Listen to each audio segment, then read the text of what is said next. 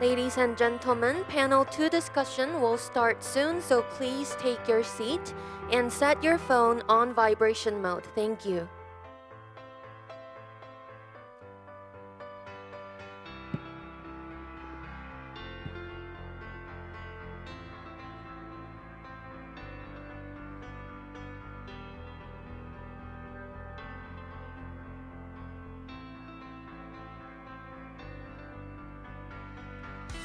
Ladies and gentlemen, good morning. Welcome to day 2 of World Summit of Nobel Peace Laureates. So before we begin our official event today, we have a very special opening performance by Odino Facia. So he is the president of the Voice for Peace Network Foundation, and his performance promotes the culture of peace globally. Let's invite him on stage with a big round of applause.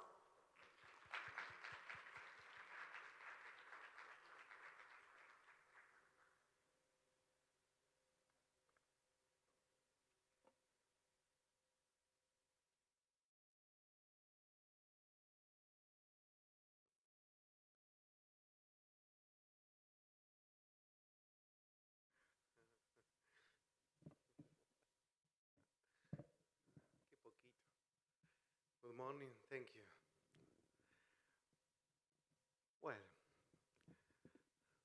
these songs, the first songs, okay, thank you so much. So very happy to be here.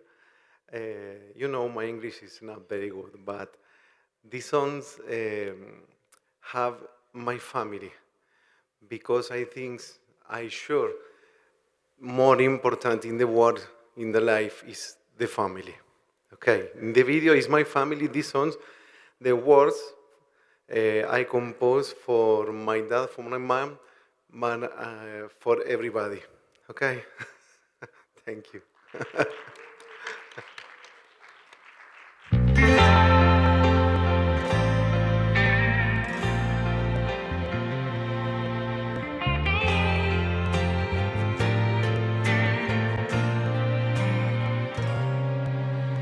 Después de tantos años de tenerte,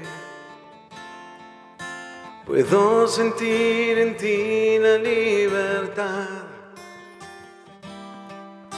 El tiempo es un tirano que no entiende, no, que cuando es de verdad no hay un final.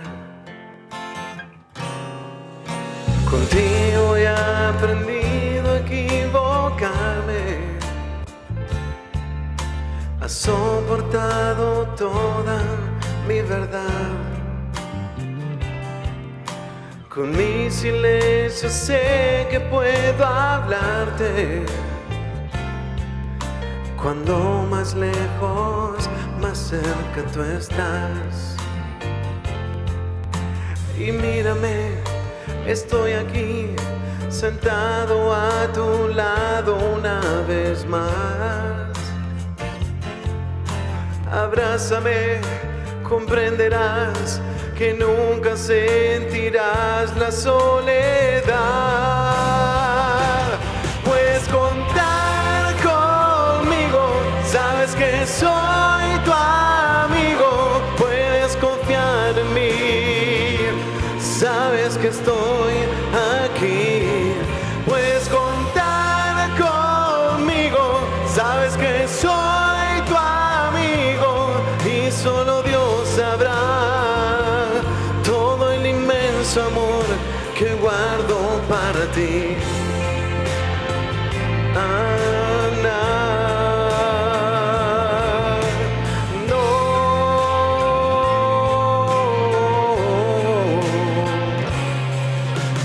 Cuando estoy muy lejos y tan solo, puedo sentir que tú estás junto a mí. He perdido tanto al no verte, pero al verte vuelvo a sonreír. Y mírame, estoy aquí, sentado a tu lado una vez más. Abrázame, comprenderás que nunca sentirás la soledad. Puedes contar conmigo, sabes que soy tu amigo. Puedes confiar en mí, sabes que estoy with me. Say, puedes contar conmigo, sabes que soy tu amigo. Y solo Dios sabrá todo el inmenso amor que hoy tengo por Yolía. De Manisú, ¡hey! Arriba, ahí va. Everybody up.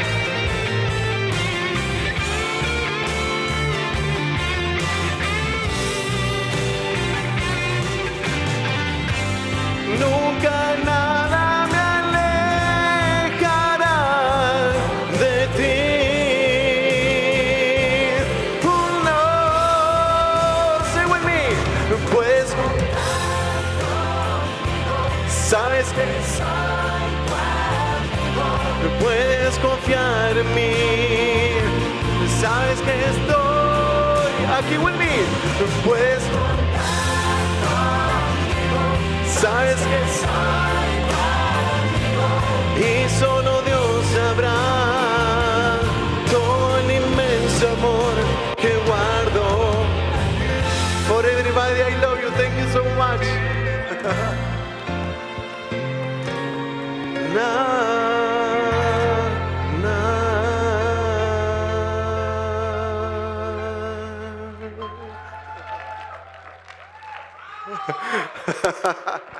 Thank you. Okay, okay. Puedes con... Everybody, ¿sabes qué? Puedes confiar en mí. Sabes que estoy aquí, everybody. Puedes con... Ahí va. ¿Sabes qué? Y solo Dios sabrá todo el inmenso amor que hoy tiene Corea. Thank you so much. I love you. Thank you. Thank you so much for being here with us since the morning and performing. I really wanted to sing along, but I could not really speak the language, so. Okay. But it was indeed an amazing performance. Thank you very much. Okay. And also, now I would like to introduce the Master of Contents for today, Liv Torres, to announce the agenda for us today and also present us with a video to recap the day yesterday. So let's invite her with a big round of applause.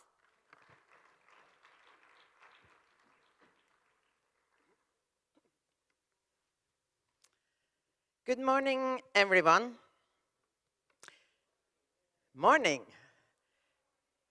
As we are seated here, the Nobel Peace Laureates of 2022 are about to leave Oslo, Norway.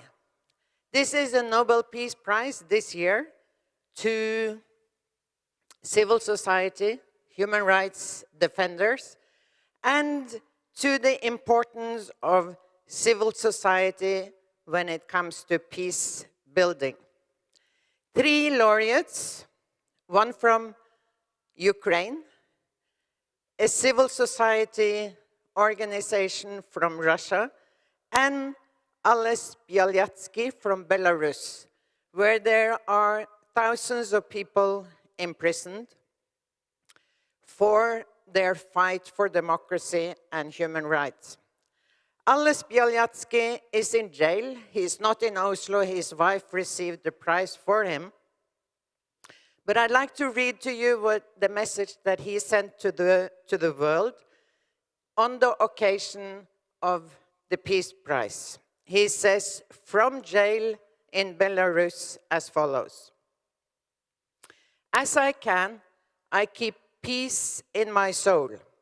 I grow it like a delicate flower. I drive away anger.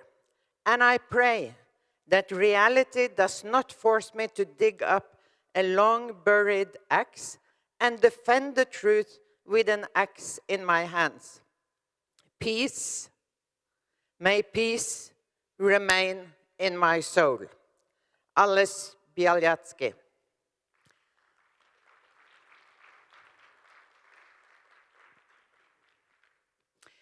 Now, we have fresh snow in Korea today. Where I come from in Norway, snow comes with promises. It promises peace, and it promises new beginnings, good wishes. Now, Alfred Nobel, who left behind the wealth to assure the Nobel Prizes, he said that good wishes alone will not secure peace. Good wishes alone is not enough. It takes hard work. And we started thinking stronger together, that hard work yesterday, with a very powerful opening ceremony, an opening panel focusing with Nobel laureates on the difficult situation in Korea and the costs of war. And Leima powerfully reminded us that North Korea is not first and foremost a threat, it's first and foremost human beings. We are stronger together. We are stronger, united, and peace requires hard work. That was also, of course, the red thread in the youth program that started up yesterday, with some powerful youth asking again and again, what does it take to become a peace builder? And showing again and again the commitment to learn, to build stronger, to build united, build together, and take it forward in peace building. The painting continued yesterday, and I believe all of us are invited to also take part in the painting that will be handed over to the city afterwards. Today, we have a content loaded also. We're going to start with the first panel, focusing on the aftermath of the ongoing war in Korea, focusing on family separations, brave women crossing borders, landmine victims, and not the least, how we can rebuild the country into one, or at least secure peace between North and South. We're going to focus on human security, how to assure justice globally, and we're going to have thematic forums focusing on women from victims to leaders and climate change in Korea. We are having yet again the workshops for youth, rebuilding the peace efforts stronger together. The painting continues, as I said, and we will get closer and closer to finding the messages, the content, the substance of what it takes to build peace. Now, President Santos reminded us yesterday of the words of Nelson Mandela. Nelson Mandela had tried various tools in his life. He had been a boxer, he was a lawyer, and he was a civil rights defender. But he ended his life saying that the most powerful tool was dialogue. That is what we are working on. We are finding the ways forward towards peace together. The most powerful tool is to sit down and talk, as Nelson Mandela said, repeated by Santos yesterday. We will continue that today. And I will end this morning short little speech by introducing the video summarizing the events of yesterday on which we will build on today. Have a great day, everyone. Thank you.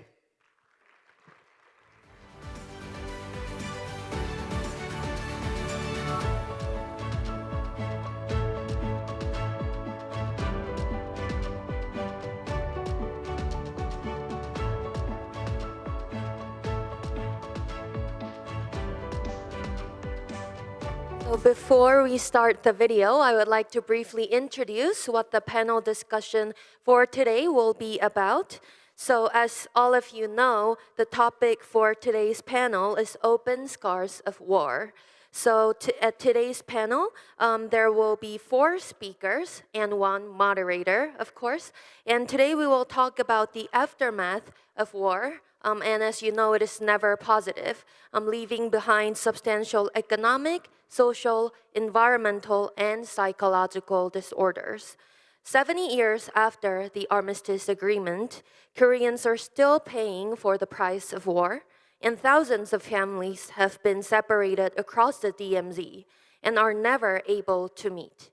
Thousands of unmapped landmines are scattered across the DMZ, causing nearly yearly casualties, and thousands of traumatized individuals who have lost their loved ones. So today, what official and/or independent initiatives have been made earlier to ease any of those situations will be on the discussion, and how successful they were, and if so, why and why not. And also, we will also talk about what we can do as a group, and policymakers and civil society's role in doing so, to alleviate the pain or facilitate reconciliation. And also any progress we can have to push on for landmine uncovering or banning any landmines in the future. Any lobbying with the North Korean side to plan another event or family encounters. If political bridges cannot be built at this point in time, can we at least build social or humanitarian bridges? So there are a lot of topics for today, but I hope you can stick until the end.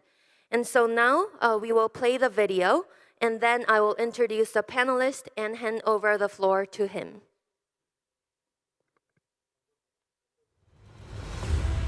Today, it was the first day of the 18th World Summit of Nobel Peace Laureates here in Pyeongchang, Gangwon Province in Korea.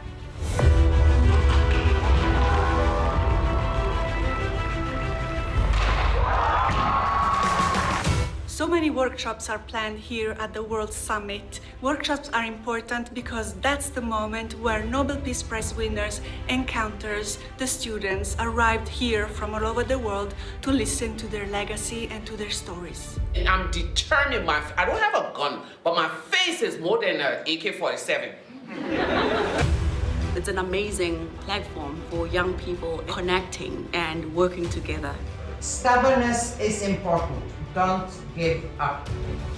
Should discuss how can we empower our voices to stop all this deterioration. These opportunities to meet and dialogue with young people are so important because it's an excellent opportunity for us to think about the world that we want to see in the future.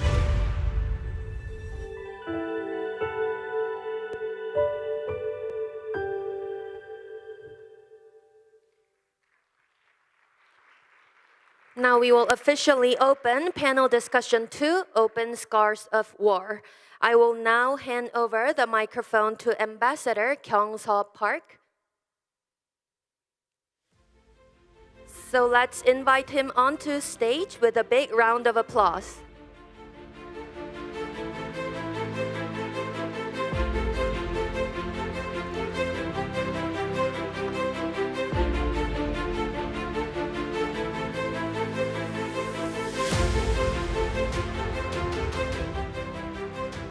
May I invite 4 panelists on a stage? Kindly sitting on a chair.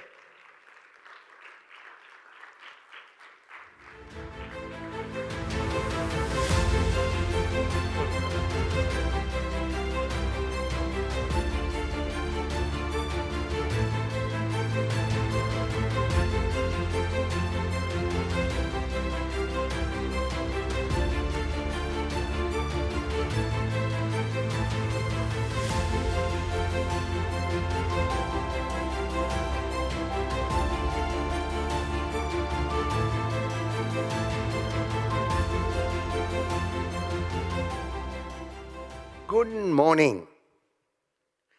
I hope everybody slept well, and we will continue our common mission and a common vocation, say stronger together, peacemaking, peace advocacy. This session has been designed aftermath of Korean War. As you know, 1950 until 1953, full 3 years, Korean experienced the human tragedy, saying Korean War. Yesterday, I have indicated the casualties 4 million. UN troops with 17 member state soldiers, Korean civilian, Korean soldiers, Chinese soldiers, all together 4 million, became victims of this war. The tragedy as a human being, especially Koreans, still suffering. This session will be served for the aspect of what kind of a war aftermath still ongoing among the Korean people. That will be designated for the first session of our session, digging what kind of a human tragedy and the aftermath are continuing here, such as, we have still counting exactly 48,200 separate families. First generation are still longing for their family reunion, or they will be visiting their homeland in North Korea. Still, mines should be very difficult to digging a mine and then dissolve this. But we are still doing this. And then some families, because they are long time longing to their home country, they become a psychological defect. That we will be dealing with in the first part of second session. And the second part, we will be present kind of an action plan to solve this problem. So I will open this. As you know, we are a little bit late now, and also we maximum 1 hour, 15 minutes or 20 minutes are given for us. So I would like to propose to the panelists to keep, time. So let me invite the first speaker out that Bookman. And before that, may I invite in Christine Ann will say from her viewpoint about our struggle on this. Please. Thank you, Dr. Park, and thank you, all of you, and all the HEART staff here in Gangwon who have made this conference so fabulous. In the US, the Korean War is known as the Forgotten War, despite the fact that more than 3 million people were killed in just 3 years. As a Korean American, I find it especially painful that the US divided the peninsula without consulting a single Korean and installed into power Koreans who collaborated with the Japanese after Korea was brutally colonized by Japan for 35 years. During the Korean War, the US waged an indiscriminate bombing campaign, destroying 80% of North Korean cities. 1 year into the war, US Major General Emmett O'Donnell testified before the Senate, quote, "There are no more targets in Korea," end quote. While most of us are led to believe that the nuclear crisis began with North Korea, it actually began during the Korean War, when President Truman threatened to use atomic weapons. Then the US introduced them into South Korea in 1958, where they were until George Bush Sr. removed them. The US also backed authoritarian rule in South Korea for decades. And in 1980, the US supported Chun Doo-hwan, a military strongman who shot his way to power after massacring pro-democracy protests in Gwangju. When you look at past inter-Korean agreements that attempted to build peace, the US has been a major roadblock. In 2018, when the two Koreas tried to link the railroad at Dorasan Station, the US stopped it, saying it violated UN Security Council sanctions. When the former South Korean president, Moon Jae-in, appealed to President Biden for an end-of-war declaration, he was shunned.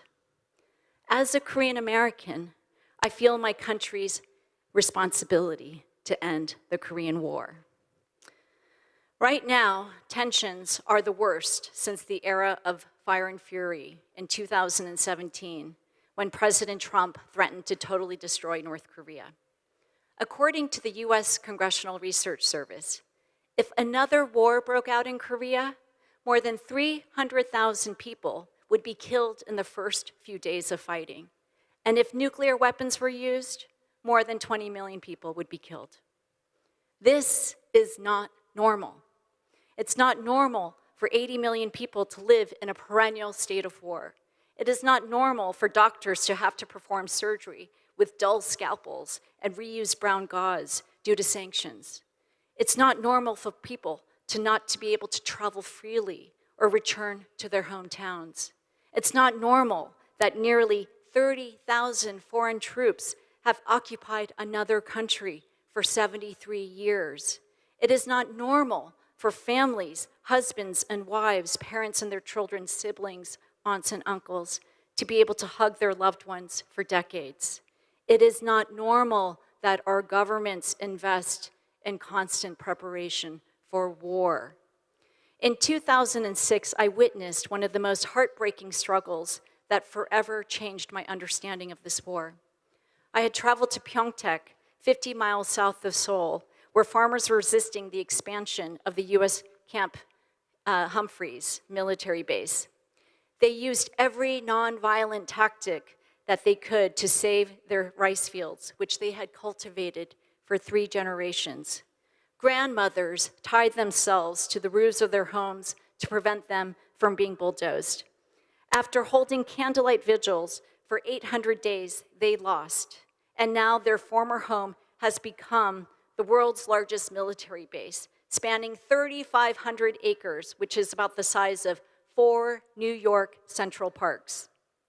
Sadly, the unresolved Korean War and the US-China great power competition is used to justify more militarization, whether it's the naval base on Jeju Island or the THAAD missile defense system in Seongju. As a result, communities are shattered, livelihoods upended, and ecosystems destroyed. But it doesn't have to be this way. 4 years ago, here in Pyeongchang during the Winter Olympics, the 2 Koreas marched together carrying the One Korea flag, ushering a new era of peace.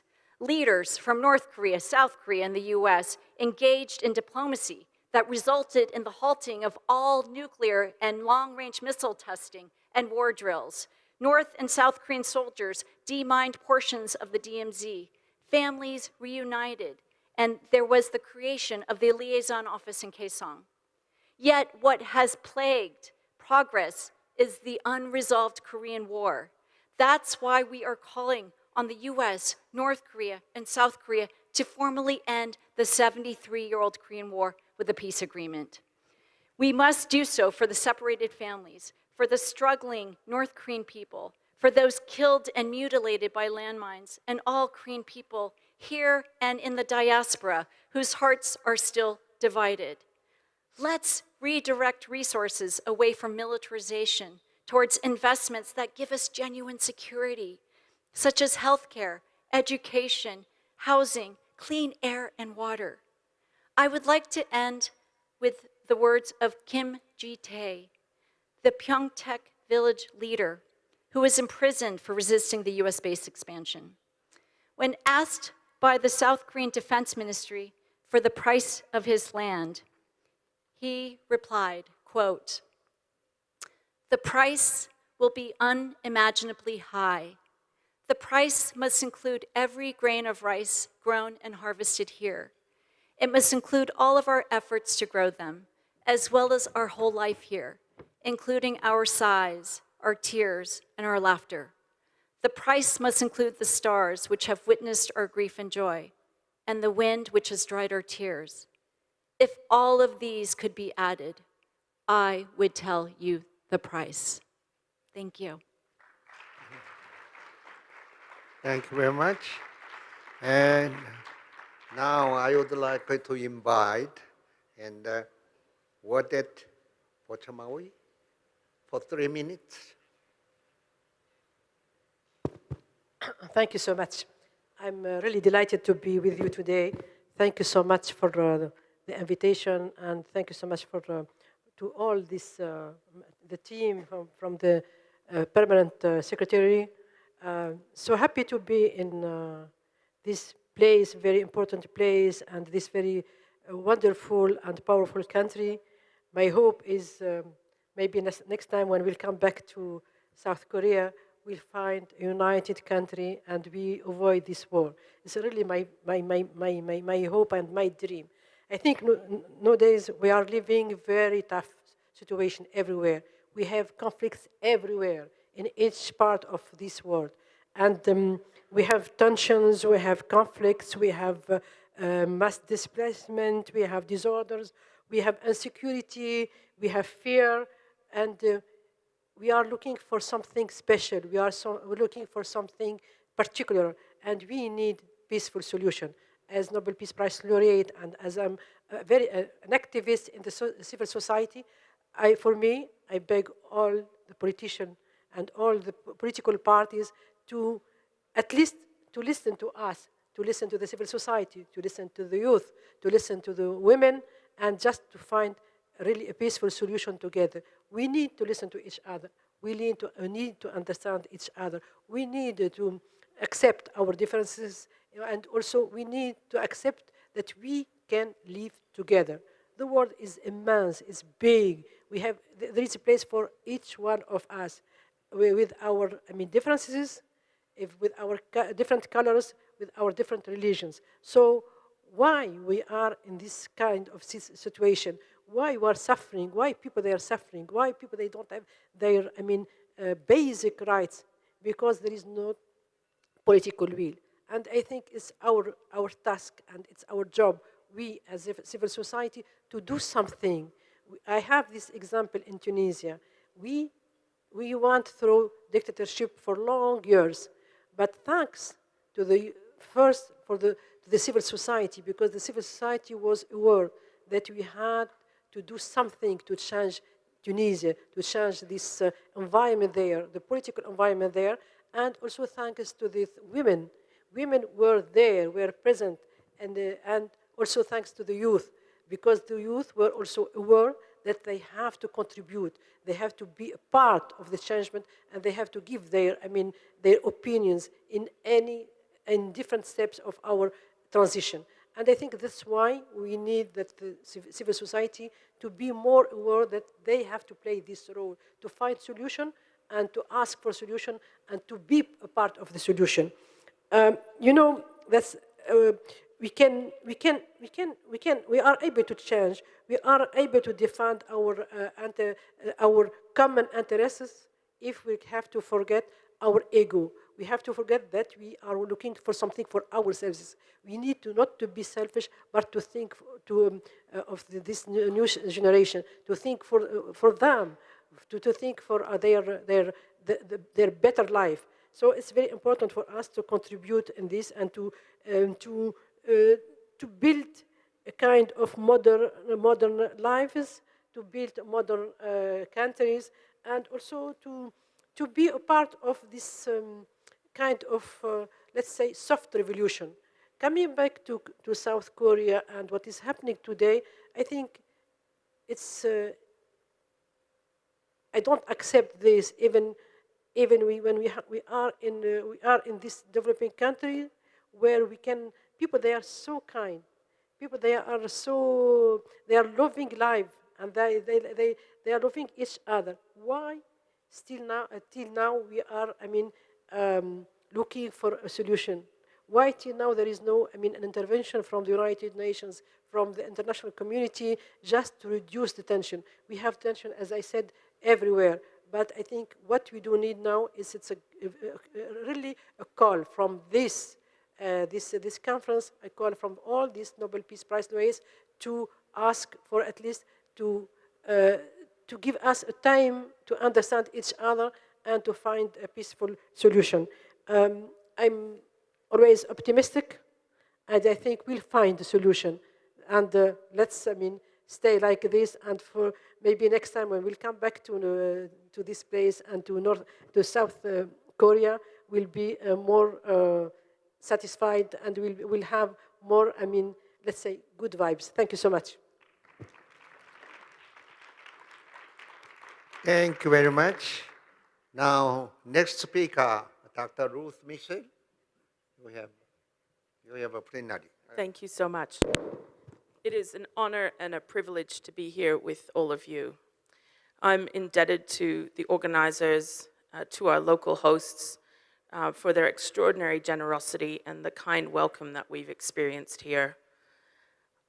I come for the first time to a summit such as this, and it is also my first time in Korea. And I come as a humble learner. I'm not Korean, I'm not American, but I am a doctor. And it is my role to bear witness to the wounds of war, the suffering, and the cost of war. What we saw 2 days ago on our trip to the DMZ really stayed in my heart.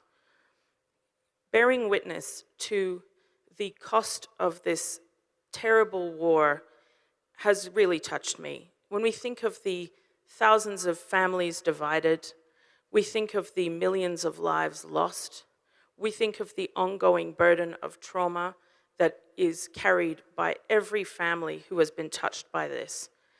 It is an enormous set of wounds that spans 2 countries, and which also, as you have mentioned, extends into the diaspora, the Korean diaspora, around the world. The Korean spirit is a remarkable thing, and most of us have only experienced it up till now through the extraordinary generosity and flavors of Korean food. So it's a delight to be able to eat with you here and share of your cultural strengths and your wisdom. But it's also important for us to share in your pain and to feel viscerally the discomfort that comes with the recognition of an ongoing conflict. And coming to this as I do from the International Physicians for the Prevention of Nuclear War, I think it's so important to acknowledge what Christine's also already referenced, which is that the nuclear threat built into this conflict was baked in a long time ago, long before North Korea developed a nuclear program. And for me, that highlights that there are no safe hands for nuclear weapons, and that there is nobody who can be trusted with these. And that when we live in a world with the threat of nuclear weapons as a way of exerting power, we inevitably lead each other astray, and we lead to the scenario where threatening to use nuclear weapons and develop them is seen as a sign of strength. I'd like us to come together and redefine that, and to find strength in connection, relationship, and community, instead of expensive, devastating destruction. Thank you.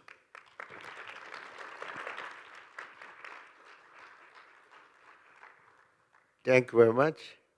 You made, as a medical doctor, a great input. Thank you.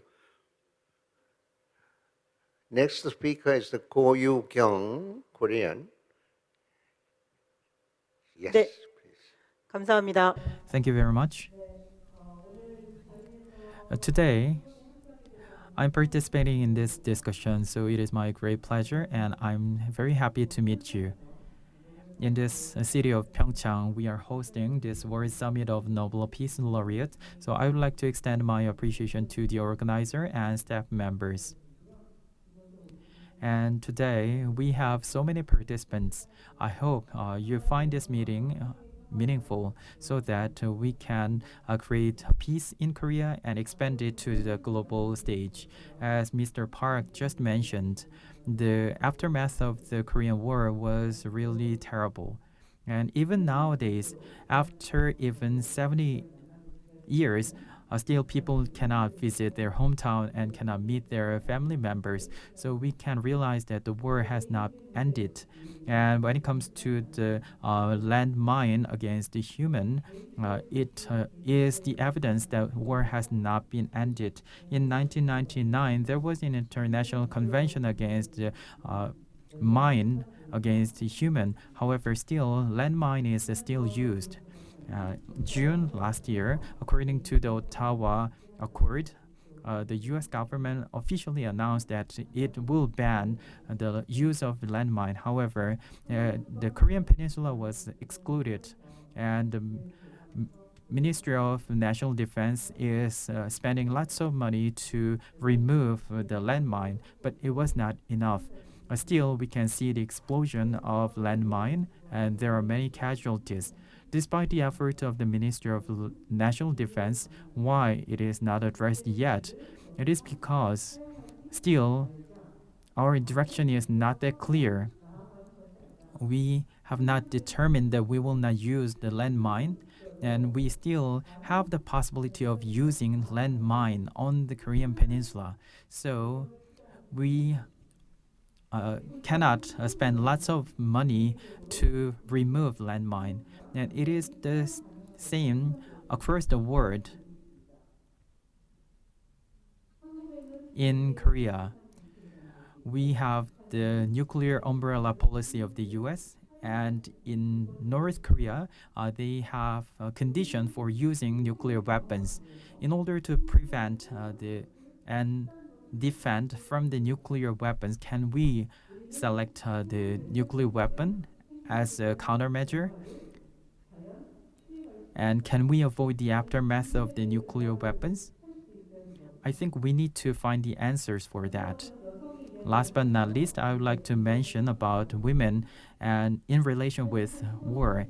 In 2015 December, there was an agreement between the foreign ministers in Japan and Korea, and based on this agreement, they said that we will not discuss this women issue in the global stage. However, the victims were excluded from this discussion, and the then president of Korea, highly praised this agreement, and the president then also praised that this is an agreement between the US, Korea, and Japan. There were so many women who suffered for a long time due to the Japanese colonialism, and they started raising their voices in the 1940s, and they mustered their courage to express their difficulties, and they are still suffering from this. There are many courageous women activists, and they are faced with the agreement between the US, Japan, and Korea. Koreans are very familiar with the agenda that we should not talk about our personal agenda when we talk about national security. And many countries justify this. But our women activists say that it is not right, and we are not hesitating to tell the truth. For a long time, Korea suffered from the aftermath of the Korean War, and still we are suffering from the aftermath. And we can see the evidence of the aftermath of the war. And instead of reproducing conflicts and hatred, we need to practice peace. Thank you very much.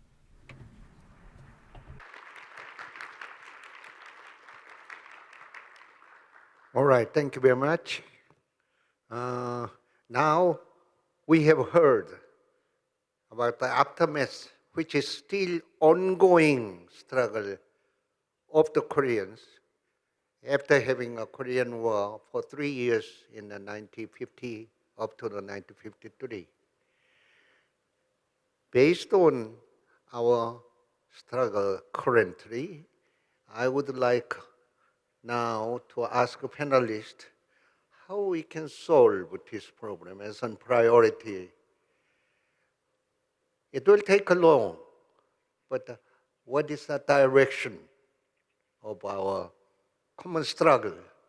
That means stronger is together.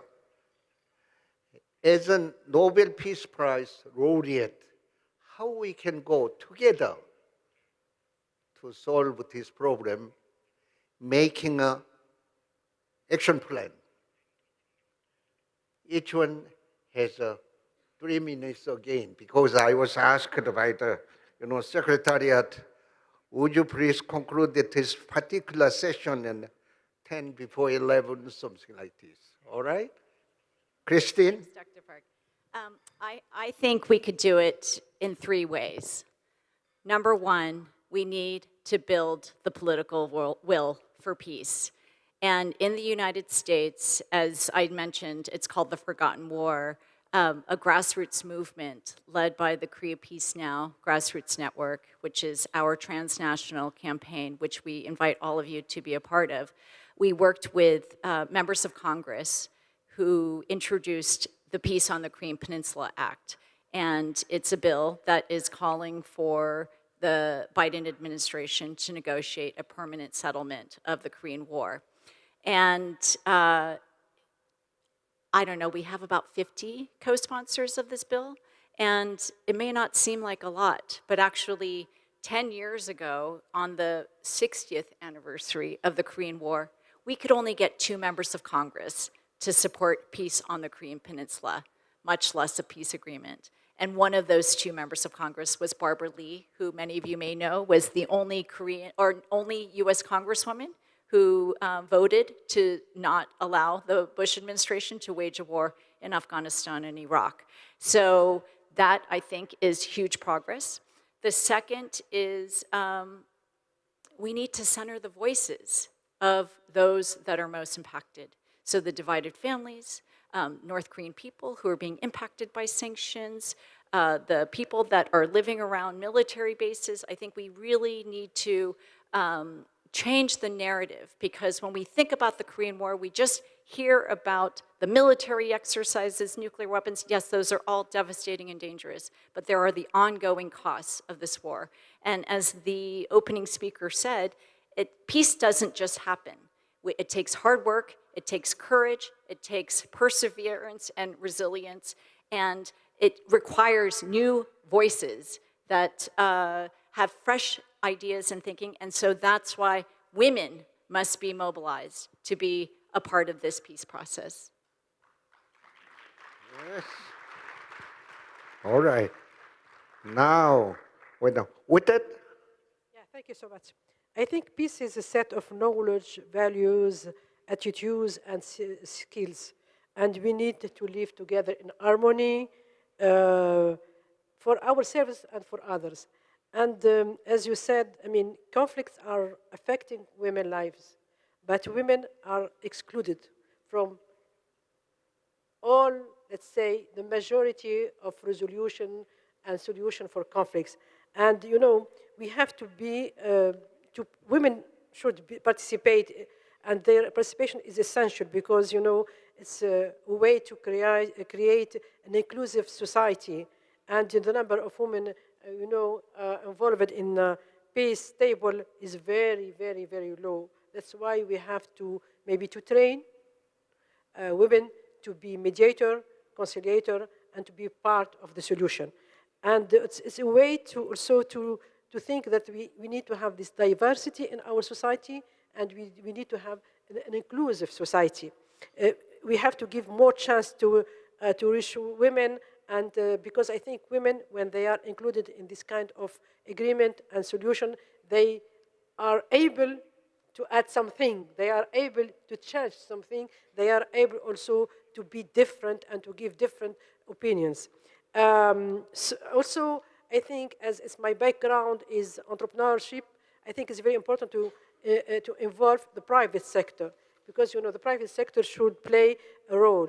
We have this experience in Tunisia and in Colombia, and I think it's very important that we have to include them. They have, because they are a part of the civil society, and maybe they can create more dignity. They are able to create jobs. They are also able to create kind of stability in the area and in the region. It's very important to involve them, and they can be kind of support for the youth. The role of this private sector, I think, for me, is crucial, and we have to be able to be a part of the solution. Third, I think what is very important is the communication, information, and all the social medias. We can use, and I think this is the role of the youth, to use this social media to give the right and the correct information, and to change this some ideas, and to avoid some stereotypes, and just to have calls for more peace, for more stability. And I think it's our role also as Nobel Peace Prize Laureates to be kind of models. We can show the way, we can give some recommendation, we can also give the path how we can build a strong and a peaceful way, but we have to adapt it, because it depends on the environment, it depends on the country, but I think the main rules are together everywhere. All of us, we are looking for stability, we are looking for peace, and we are looking for dignity. And it's difficult and it's impossible to have dignity if you are not free. Thank you so much. Thank you very much. And it is clear now that strong suggestion has been made. Any initiatives for the peaceful advocacy on Korean Peninsula, women participation and the youth participation should be welcome. Now, Ruth, Michelle? Thank you. I think that the crux of the matter is something that you said about, being told to not have your personal agenda, instead think about national security. And we have to think about what the personal agenda of women is. The personal agenda of women is peace, stability, and dignity for themselves, their families, and their communities. Absolutely, that is what national security should be based on. It's what it should be defined by. So we need a new conception of what security is. What kind of world are we trying to live in together? And that is why, as everyone up here has said, we have to have women at the table, because if you're not at the table, you're on the menu. And so I think we really have to see that this is imperative to have a just and sustainable peace in any of the conflicts that we see around the world. And I think it's also important that we have to take the weapons of war off the table. And what this means is we have to be thinking about the next conflict, the next crisis elsewhere in the world. And we have to understand that as long as there are nuclear weapons in the world, people who think that national security is about who has the bigger guns are going to continue to reach for them. They will continue to be a status symbol, and they will continue to be seen as a solution to all of your worries. But we know that they're expensive, and we know that any resources being spent, for example, by North Korea on developing a nuclear program are costing the social determinants of health terribly. We know that what people need to be healthy and well is healthcare, clean water, medicines, education. And we know that these things cost money too. So I want to encourage you to imagine with me a world without nuclear weapons where we have more resources for peace building, and to imagine a world where women are at the tables of power, making decisions together, finding common ground, and redefining security. Thank you very much. And as a medical doctor, you have said clearly denuclearization on Korean Peninsula with the high cost, and we have to stop to the nuclearization weapons process, and then we switch those resources to the human beings' welfare. Okay, the last speaker will be Ko Yu-kyung, please. Thank you very much.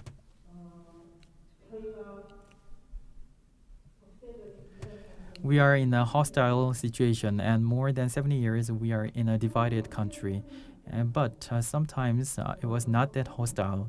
We had a dialogue, exchange, and cooperation in the past between the two Koreas. And the cooperation and exchange was most active when our civil society, cultural, and art, and academic people worked together.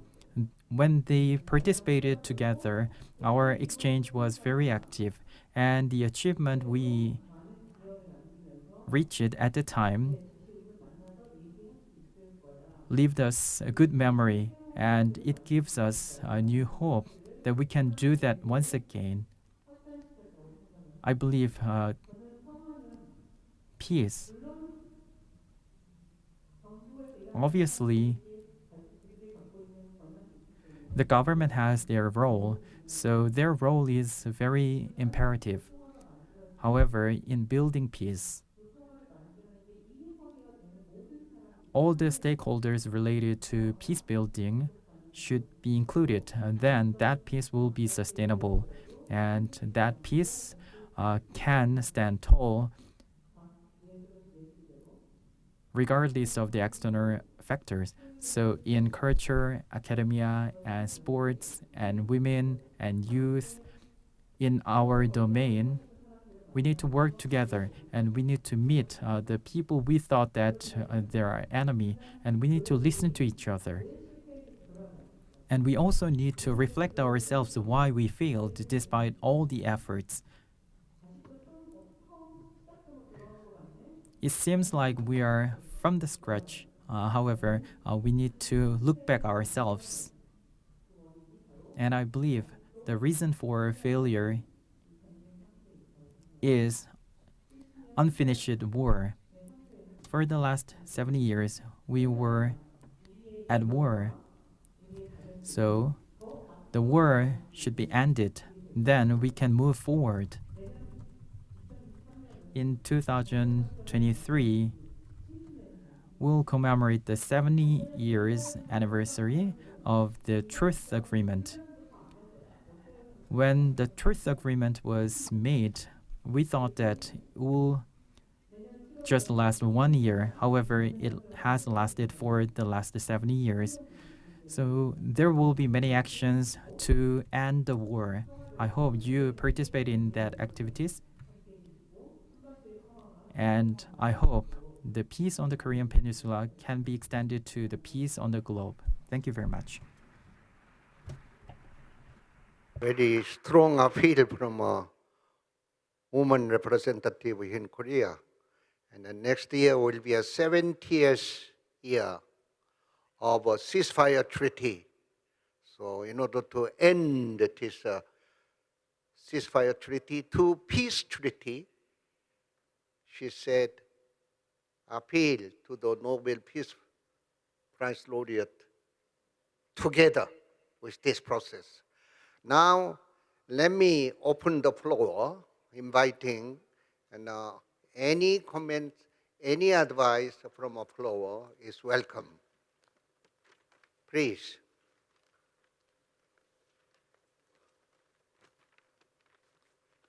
If there is a no, as a moderator, oh yes, please. Mike?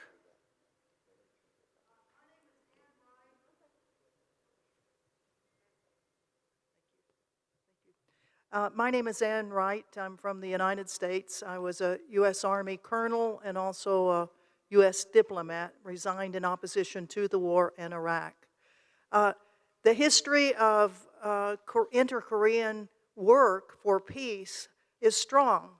So how do we get our governments to continue this? All it is dialogue and negotiation, just talking instead of war games. How do we get the governments to start moving on this? Thank you. Thank you very much. Before I give a 1 minute each panelist we will say to, and as a moderator, if there is a none, then the family reunion, as I have said, the 48,200 are still waiting for their reunion. Therefore, one of the high priority will be that one. Now, let me have a 1 minute each interventions as a final word of our panelists, starting from Christine. Thank you, Dr. Park. My final words is I think we need, just as Ruth was saying, we need a fundamental reorientation of what makes us secure. I think for the Korea peace process, we need a new paradigm. And I think that the paradigm that the US and South Korea and other countries have used to achieve denuclearization has been one that has failed. It's been, we got to sanction North Korea, we've got to politically isolate them, we're going to conduct war drills to, counter North Korea's missile tests and nuclear weapons tests. And I think that's a really failed and broken approach. It's akin to putting a gun to North Korea's head and demanding their unilateral disarmament without addressing their security guarantees. And as I talked about at the beginning, when 80% of North Korean cities were completely devastated, it's hard to get this really traumatized nation to accept that their security and their sovereignty isn't considered and respected. So I think we need a new approach that is about a peace-first approach that doesn't dangle normalization at the end of a process, but that is actually at the beginning, that we work to normalize and then resolve some of the long-standing issues, such as denuclearization and human rights. I call on all of us to call for this peace-first approach.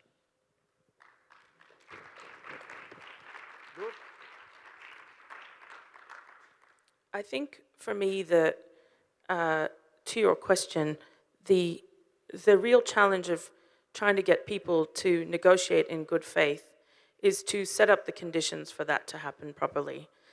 I remember seeing the Pyeongchang Olympics and feeling a pang of hope at two leaders together. And sometimes it takes the eyes of the world, the scrutiny of international media, and the opportunity for, a win-win situation to bring that about. I think we have to think very creatively and very hard about how we can have those moments again and more frequently, where people can come together, where it can be seen as a win for all sides to collaborate and cooperate. And that's going to take all of the wisdom in this room and all of the force of the peacemaking capabilities that we see here. Thank you. With that, I think all of us, we are devoted to the common good, respectful of the lives and rules of social life. For us, it's very important to respect the rules, to respect each other. And we do need negotiation, we do need mediation, and we do need dialogue. I think we do need peaceful ways to avoid conflicts, to postpone sometimes conflicts, and what is very important for me is we do need the political will. Without a political will, it's going to be difficult, to find the best solution.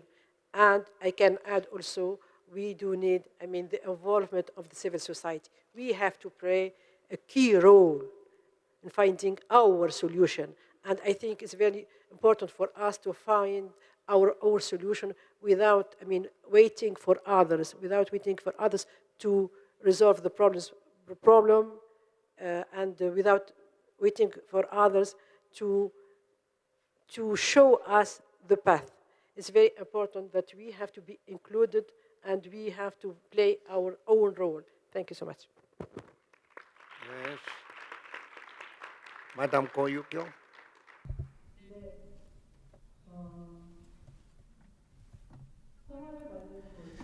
Creating peace, making peace, in particular in the hostile situation,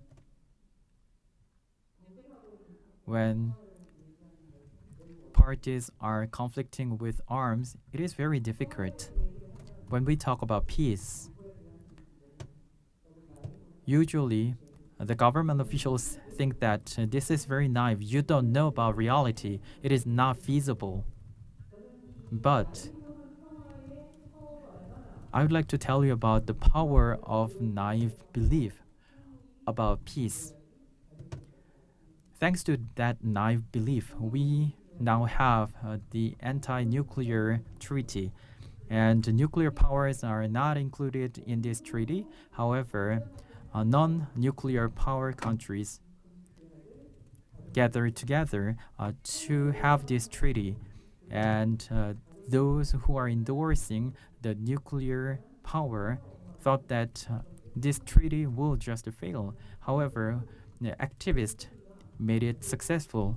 So I believe this story is very powerful, and it does not include physical violence, and I believe we can create something together.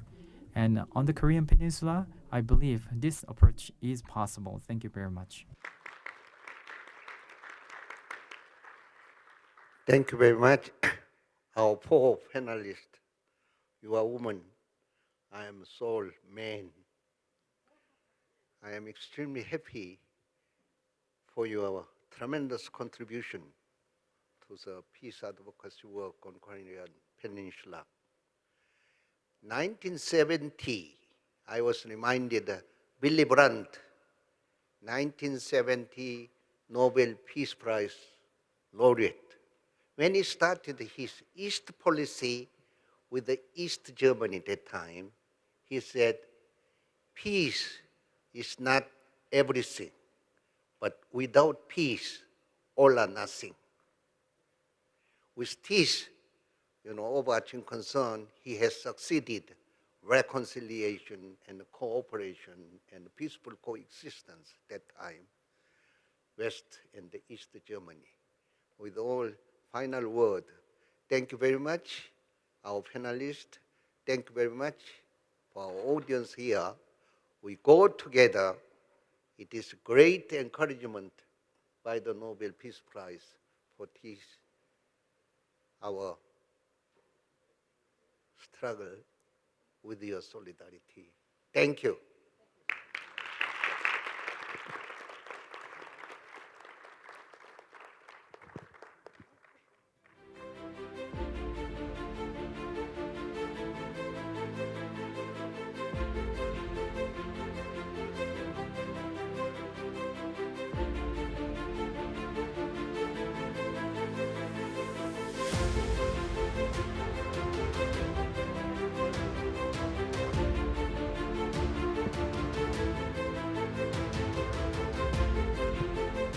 Good morning, everybody, again. I would like now to call on stage Nobel Peace Laureate Leymah Gbowee to give the motivation for the 2022 Peace Summit Medal for Social Activism.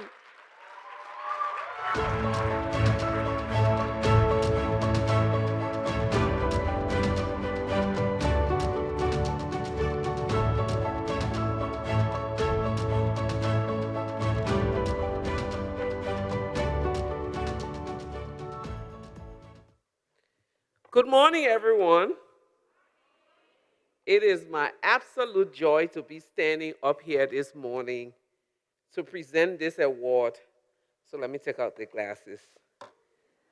So one of my favorite people in the world, someone who embodies naive hope. Hope that one of the longest and most difficult conflict in the world can actually come to an end. Someone who hopes that citizen-to-citizen peace building in one of the longest conflicts in the world is possible. Someone who hopes that women can bring about the change that is needed in the world. Every year during the World Summit of Nobel Peace Prize Laureates, the summit presents a medal for social activism to a human rights activist in recognition of their positive impact on social activism generated in communities throughout the world. Former recipients of this award is Kerry Kennedy, Acadia Alivaris, Taraki Bahani, Michelle McCroth, and Mary Shuttleworth, who is here with us today. Mary, can you please stand so that we clap for you again?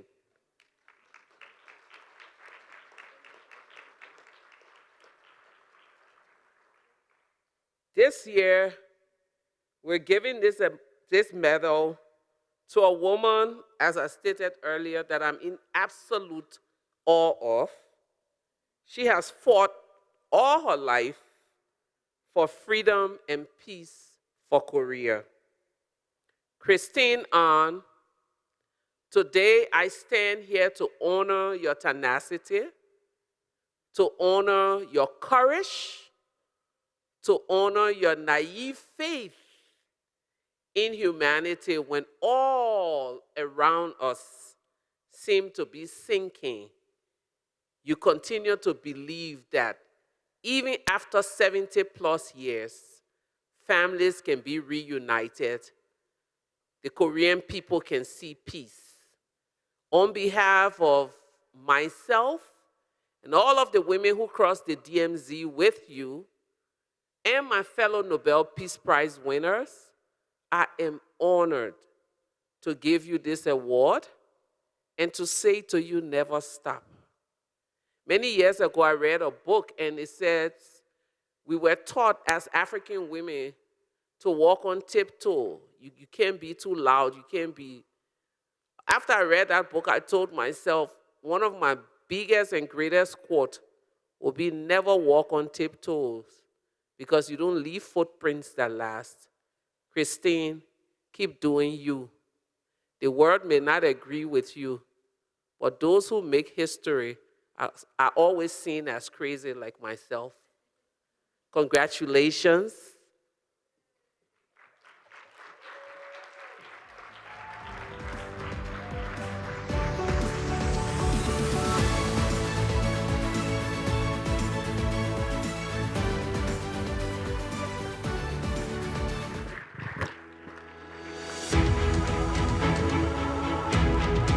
This is your moment, girl. Peace Summit Medal for Social Activism, 18th World Summit of Nobel Peace Prize Laureates, Pyeongchang 12 to 14, Christine Ang, my friend, my sister. Women who make history are not nice women, and I'm glad to know you. Congratulations, my darling.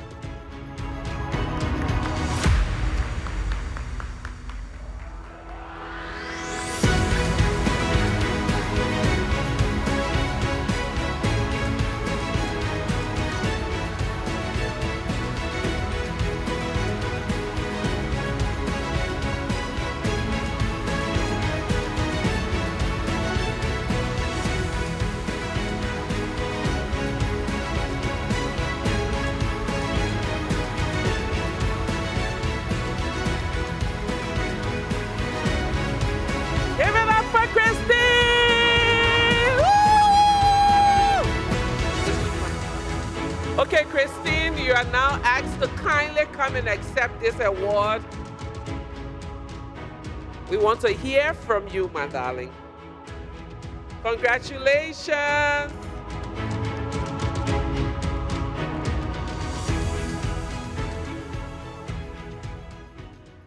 Oh my goodness. I'm not prepared. Can you even see me? I'm gonna have to come over here. Okay. Oh my goodness.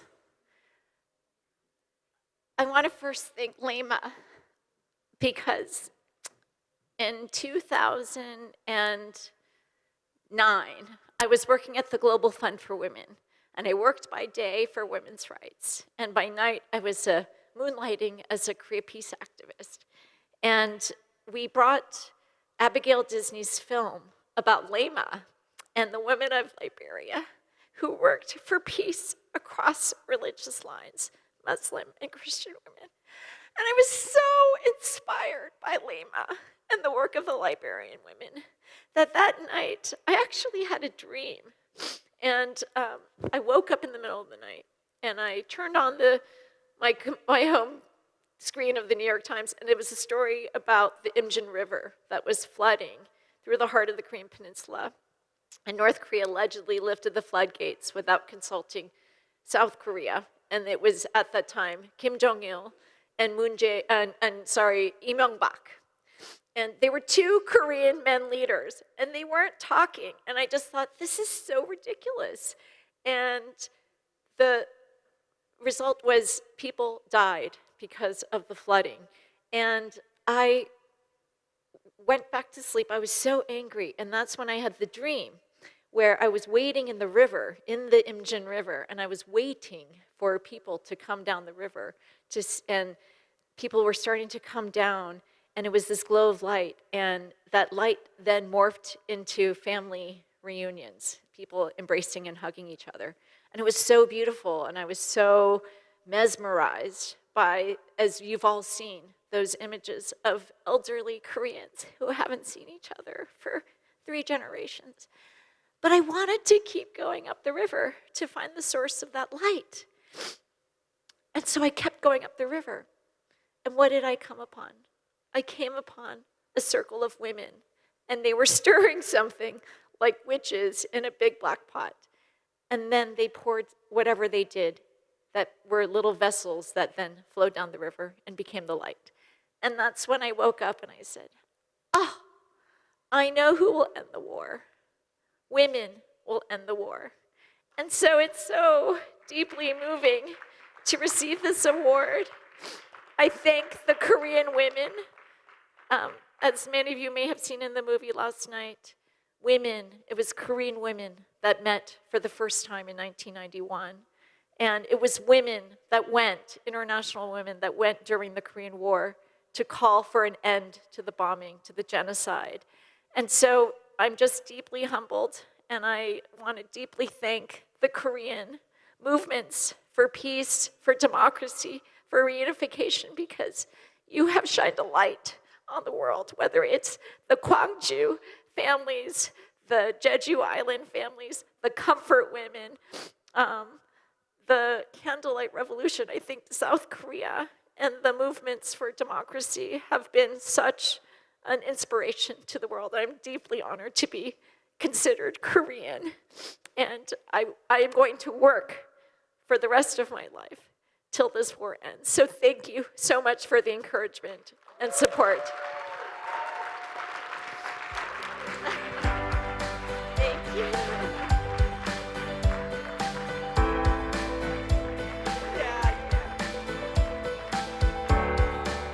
Thank you very much. I would like now to introduce you to an incredible girl from Japan.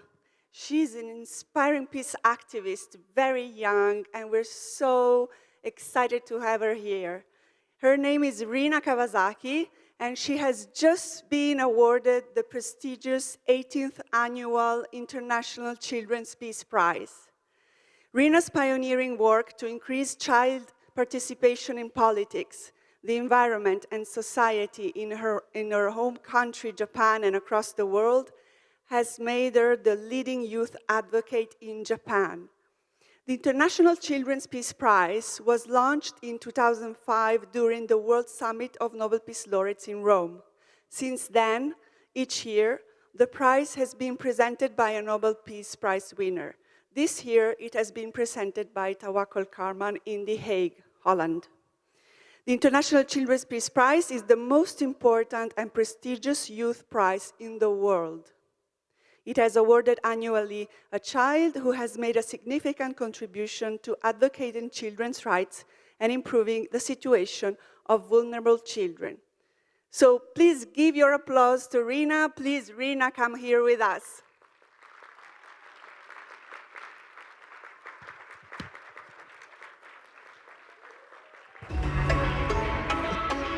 Most people know the beauty of my country. Kind people, good food, and world-leading industries. But something is very wrong. Every day in Japan, children and youth face injustice. Because as a child in my country, you don't have a voice. You don't speak up. You never give your opinion. Whether it be in schools, in local and national governments, or even in companies. There is no place for young people, yet expectations are so very high. And the consequences are devastating. 30% of our high schoolers in Japan suffer from depression. 24% suffer from suicidal thoughts. Too many young people have taken their own lives. But today I say enough is enough. It's time for change. My name is Rona Kawasaki. I'm 17 years old, and this is my story.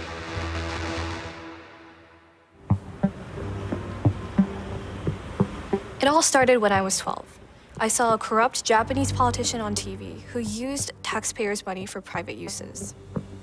That deeply impacted me in the sense that here was this grown-up man that was supposed to be protecting us and representing the people that don't have a voice.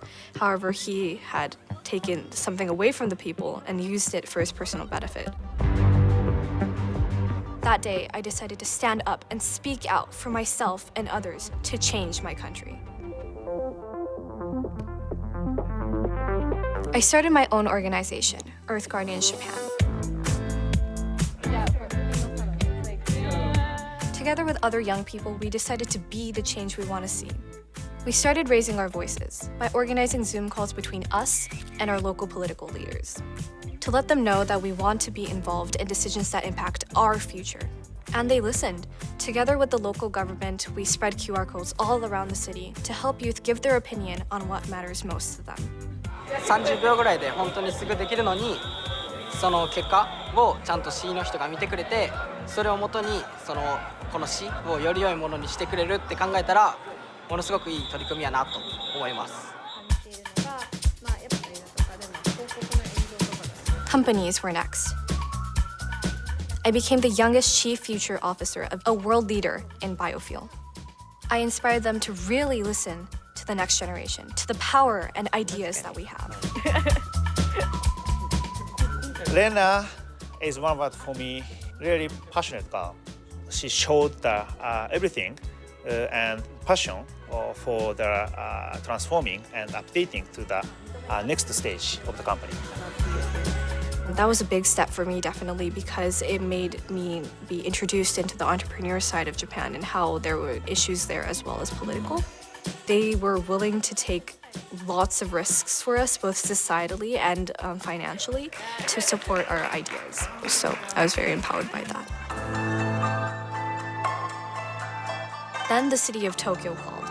I was invited to help the government create a more sustainable and greener city for 37 million people.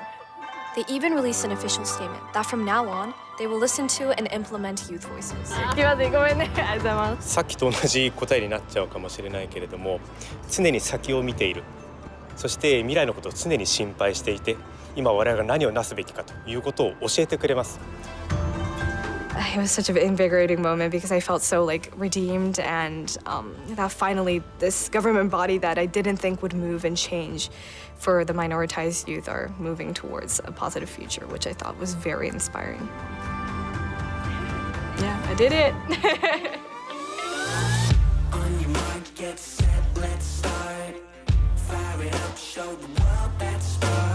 this is just the beginning, a real breakthrough for child participation in Japan, in all layers of society.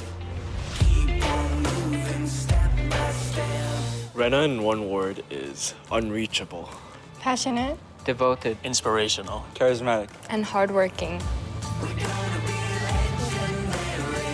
From the time I met Rena, I was able to know how to take action in order to solve the issues that are occurring in the world.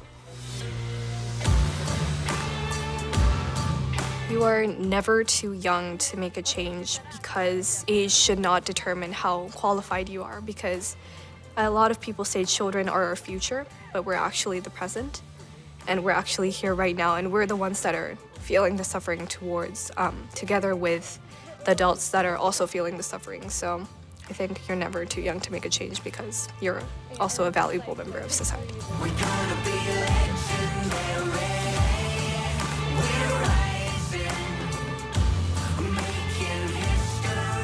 My dream is for every child to be truly seen and heard.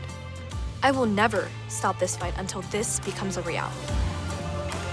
My name is Rena Kosaki. I'm very honored and thankful to announce that I am the winner of the International Children's Peace Prize 2022.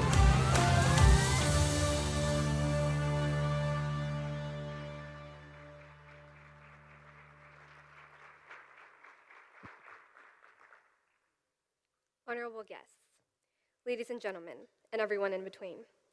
On behalf of the Kids' Rights Foundation, thank you to the World Summit of Nobel Peace Laureates for the privilege to speak at this significant event today.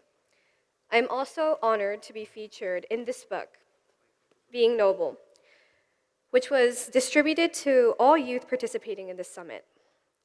I myself was so inspired by so many others in this book to start my activism. Having role models like the Nobel Peace Laureates helps remind us youth that nothing is too idealistic. Anything is possible. Most of you may be wondering who I am and who I represent. My name is Rena Kosaki. I'm 17 years old, a high school senior, and most importantly, a child under the definitions set by the United Nations. Today, we have all gathered here to discuss peace, a concept that, from what I have gathered through my activism, fundamentally connected to and solved by communication between conflicting parties. In my opinion, one of the most significant conflicting parties today are the adults and the youth of our global community. I first started my fight for child participation back at home in Japan from a particular phenomenon I witnessed while walking to school.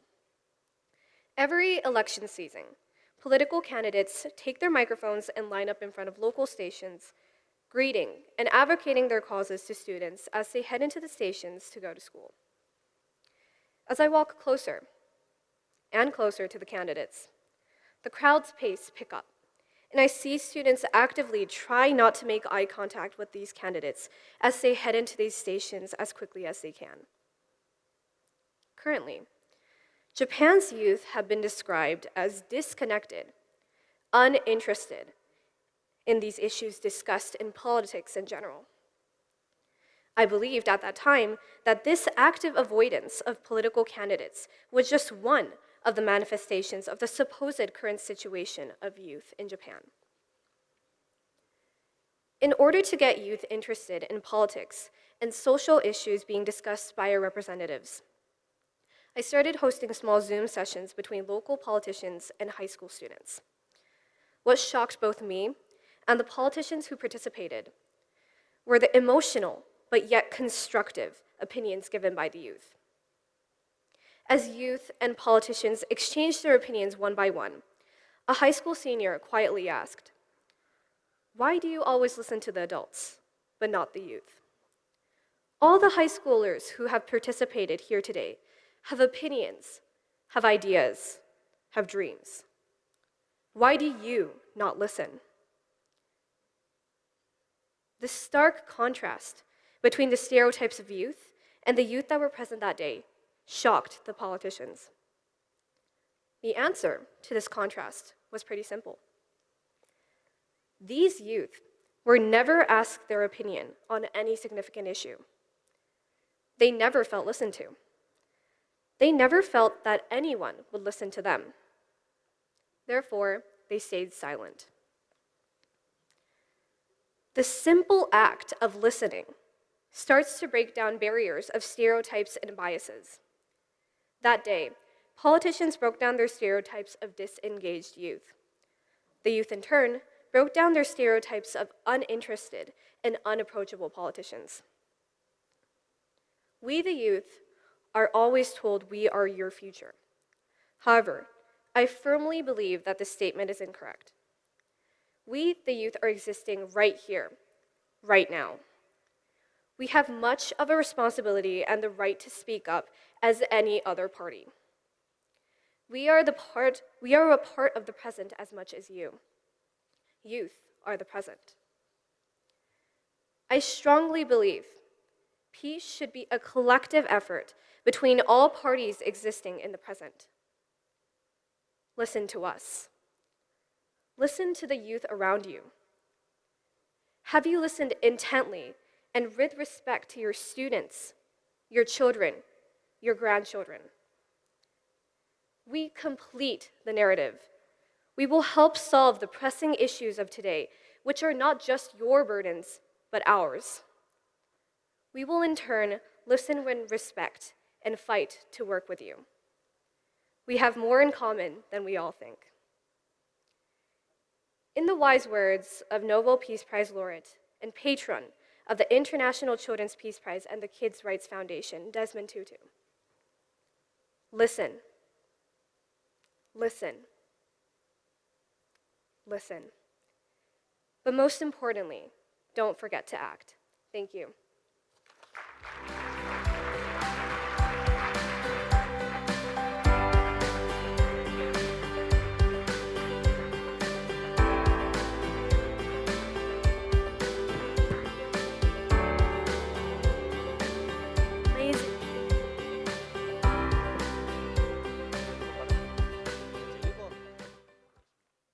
It's amazing that at 17, she initiated a Zoom call with the local government so that Japanese youth can give opinions. And from that to winning the International Children's Peace Prize, I'm just mesmerized by her efforts and all the things that she has done. So I wish that the change you inspired will continue, and also that the Japanese government and the world will listen to what the youth has to say. So from that, we'll move on to panel discussion now. So the panel discussion 3, and the topic will be Planet in Labor. So now I would like to invite our moderator, Executive Director of FWD Clerk, David Stewart. So please invite him with a warm round of applause onto the stage.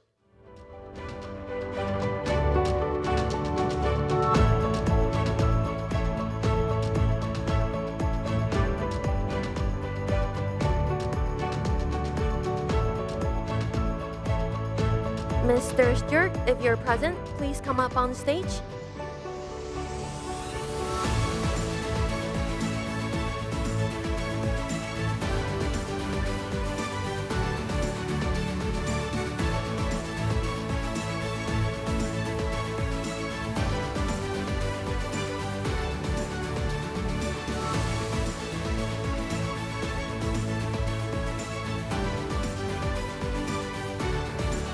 As I've just said, panel 3's topic will be in Planet in Labor and Human Security.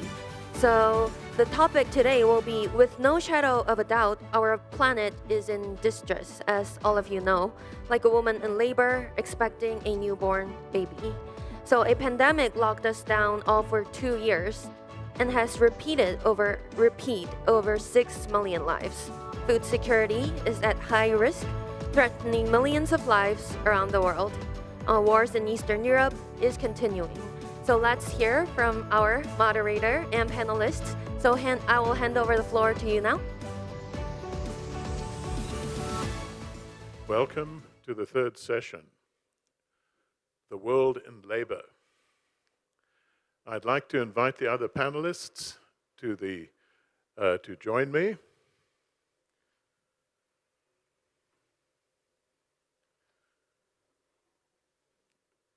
I see one of them, Thomas Seltzer, who's the Dean of the International Anti-Corruption Academy.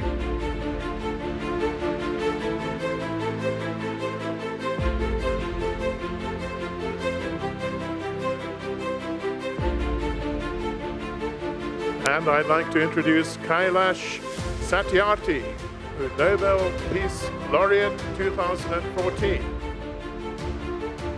Hi.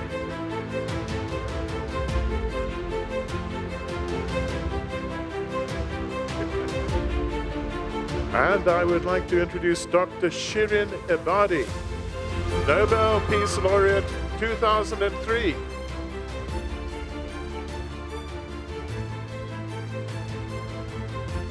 And Ash Pachari from POP, that is Protect Our Planet, son of Nobel Peace Laureate Rajendra Pachari.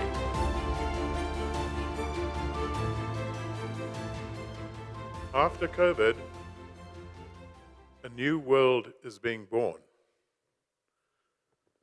We don't yet know what this new world is going to be like. But there are a lot of problems with the infant. We look at Ukraine. This is not just another war. This is the end of what we had imagined was an order of world peace. When one country, when a superpower invades another country, the world must wake up and consider the implications. One of the implications is that countries around the world will feel insecure. They will see that the Ukraine abandoned its nuclear weapons. They will start thinking maybe the only way we can defend ourselves is by acquiring our own nuclear weapons. And that's an enormous threat of proliferation. The war itself poses the threat, the unacceptable threat of nuclear exchanges. Even if that threat is only 1% likely, it would constitute one of the greatest problems that mankind is facing right now. Would you get into a plane that had a 1% chance of crashing? What about if there are thousands of millions of people on the plane? So this is something we cannot ignore. We also have to think about the tensions developing in this part of the world. We've seen here in Korea the abiding scar of division, the threat posed still of nuclear weapons on this peninsula. We're worried about the future of Taiwan, of the possibility of a deterioration of relations between Taiwan and the People's Republic of China. These are serious threats. And then we have the long-term threat of climate change. The world is now rallying to try and meet the targets that have been set by COP. This is another huge threat to mankind.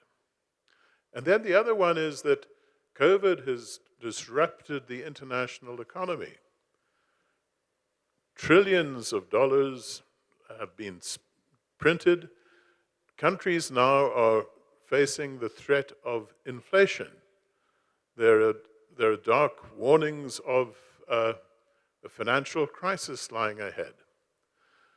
So this is the new infant that we have to deal with. This is the new infant that is arriving after COVID. And we're going to be asking our panelists to give us their views on this new world, the dangers that it represents, and possible solutions. So I would like to ask, first of all, Dr. Shirin Ebadi, what her perspectives are on the new world the dangers that we face.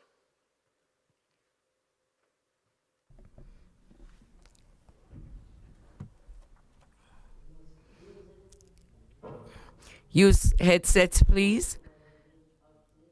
She will be speaking in Farsi. Please use headsets.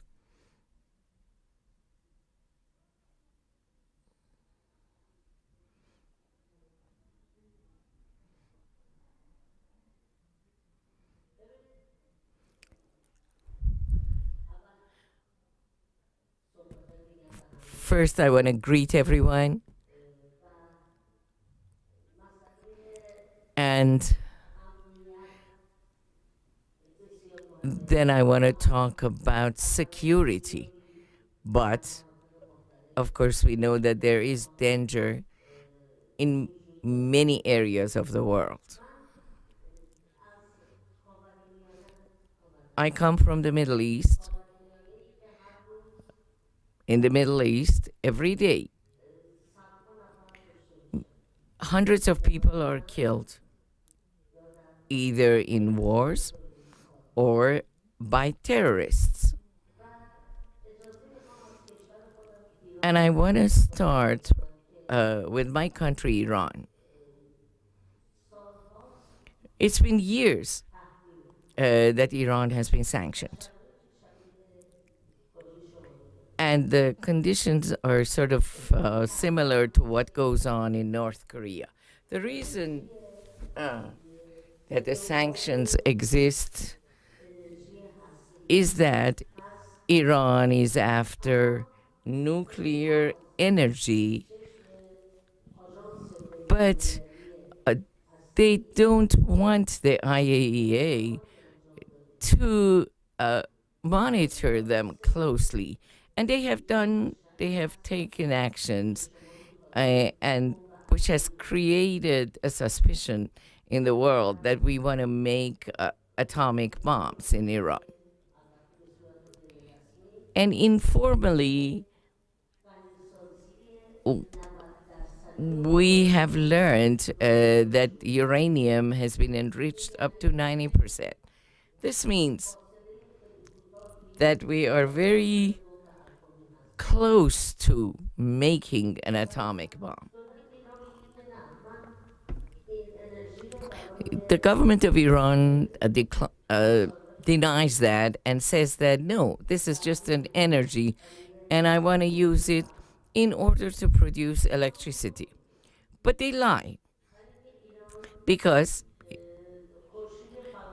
there's a lot of sun in Iran, and the hottest area in the world is in the desert in Iran. And in the summer, it goes above 70 degrees Celsius. So with spending much less money, we can have solar energy. And if the government of Iran wants electricity, then they can go after solar energy. So their program is not really correct. And that is why we've been sanctioned, exactly like North Korea, and it has resulted in poverty and food insecurity. On the other hand, the government of Iran, with all the money that it has, intervenes in other countries like Syria, Iraq, Yemen, and of course Lebanon. So there is no security in those countries either. But what is the solution? I will give you a short answer, both for Iran and countries like Iran, like North Korea. I think the solution is democracy. So, because people don't fight with each other. It's the governments and the dictators that are extremely ambitious politically and they have taken the security of people as hostages. As a result, in many countries, due to the intervention of Iran, there's war going on, there are conflicts, and also inside of Iran. As a result of the poverty that has been created and the hunger and the violence that has been created, people don't feel secure. This morning, a 23-year-old young man was executed, and his charge was that he had expressed his views in the form of mottos against the government. So this means that in Iran, even talking can bring you execution. So this has resulted in the uprising of the people, and there is a revolution going on. And I hope that when we participate in next year's summit, I can tell you that democracy has come to Iran. And I hope that one day we can have this summit in democratic Iran. Thank you. Mr. Abadi, I'd now like to call on Kailash to give us his views on the new infant. Thank you. We are aware that the world is facing compounded crisis, compounded threats. But we are also passing through conflicting, sometimes competing priorities, political priorities and social and economic priorities. So when we talk of peace, perhaps we have to look at various dimensions and phases of peace. Many of us have been saying that peace is not just absence of war, but something else also. For me, the most bright, illuminated face of peace is the face of a smiling child who smiles in freedom and fearlessness. Until unless we solve many of such crises and threats, we cannot see and experience the face of peace in the last child of human family. Today, when a child in Pakistan asked me, who was stitching footballs and having scars and injuries on her fingers, an 8-year-old girl, I asked, what is your dream? And she says that, what is khwab, what is dream? When I insisted, she said, one day I wanted to play with this football. In India, the children who make toys, they have no dream to play with them. In Bogota, streets of Bogota, a teenager mother told me that you can't do anything for me, but if you can help educate my little child, that would be your contribution for the world peace. This is peace for me, that mother, that child. Dear friends, world has never been so richer. In last couple of years, a new billionaire is born. It's produced every week. But every day in sub-Saharan Africa, 10,000 children are pushed into slavery, trafficking, child labor, child pornography, and some of them are pushed into war and insurgencies. Every day. We will talk about the solutions. In fact, we know the problems, most of the problems. So many institutes, so many think tanks, so many universities, so many political dialogues are talking about the problems and also talking about the solutions. But what needed is honesty. What needed is the strong resilience and will. What needed is compassion. What needed is morality. What needed is what we think, what we talk, and what we do. There should be some sync in it. And finally, we have to think that what contribution we are making in our own way in restoring peace in the world. Thank you.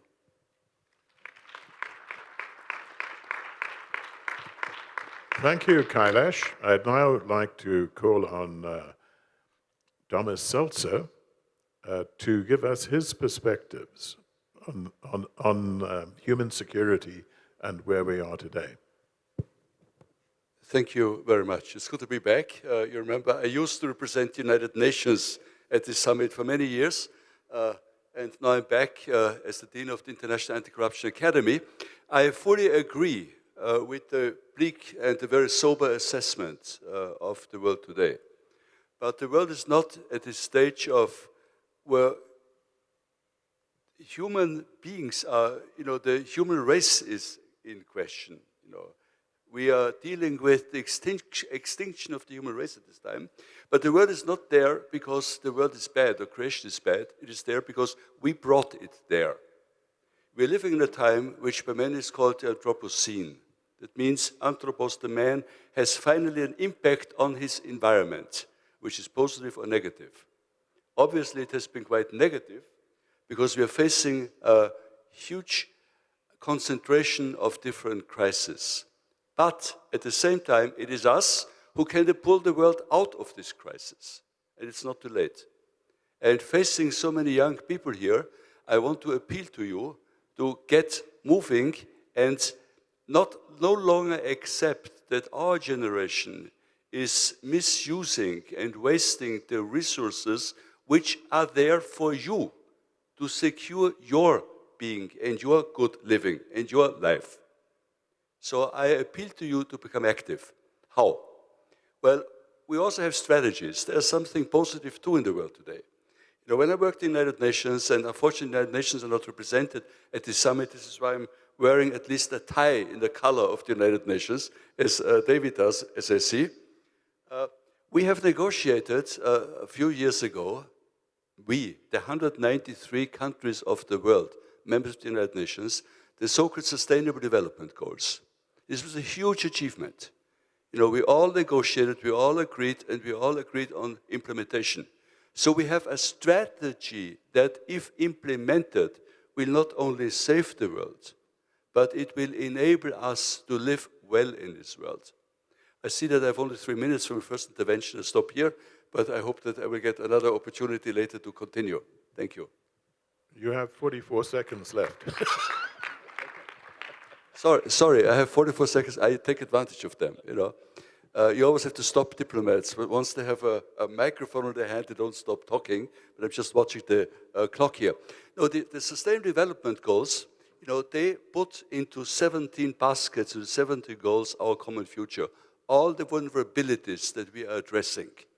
Not from a state perspective, but from a human perspective, from an individual perspective. This is the big advantage, this is the big move forward. This is human security.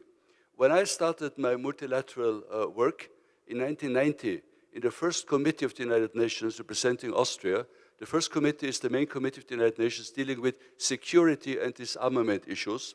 There was no concept of human security yet. We only talked about nuclear threat, about weapons of mass destruction. I remember my very first conference that I attended was on the amendment of the Nuclear Test Ban Treaty. This sounds like long history done in the meantime. In the meantime, we have made really advanced. We have negotiated the real Nuclear Test Ban Treaty. We didn't have, which is completed total, which is very often not really recognized. So there were very big advances. But in the meantime, in 1994, the UNDP coined the expression of human security in its first report, its first human development report. And this is people-centered. This looks at all the vulnerabilities from a human perspective. Cui bono, the old Roman question, who do we benefit for?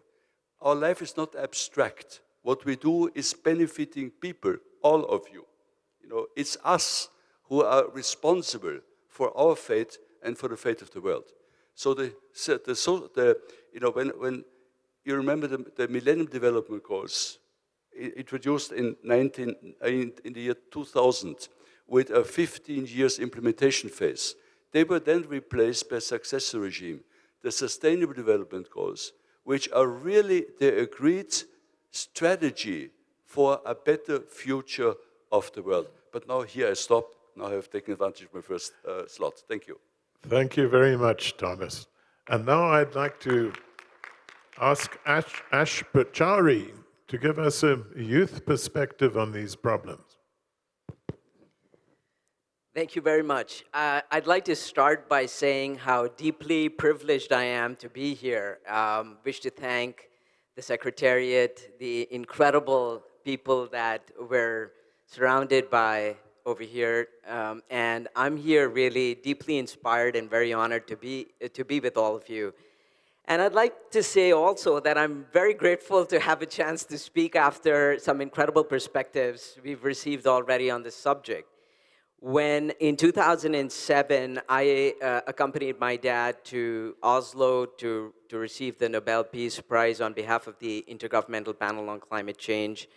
You know, my father had spent 13 years as chairman of the IPCC, and by the end of that time, he was absolutely convinced it was going to take a groundswell of action led by the youth of the world, the 1.8 billion young people in the world, to address the issue of climate change.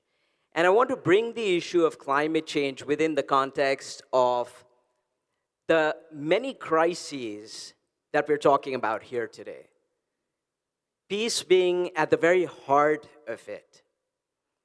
And what I want to say is that we set up together what's called the POP movement, a spin on POP, where POP stands for Protect Our Planet.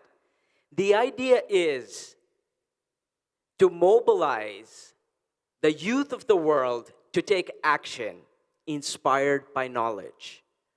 And that knowledge is the science of climate change and understanding of the many, many, many dimensions of our lives that are affected as a consequence of global warming, changes in climate.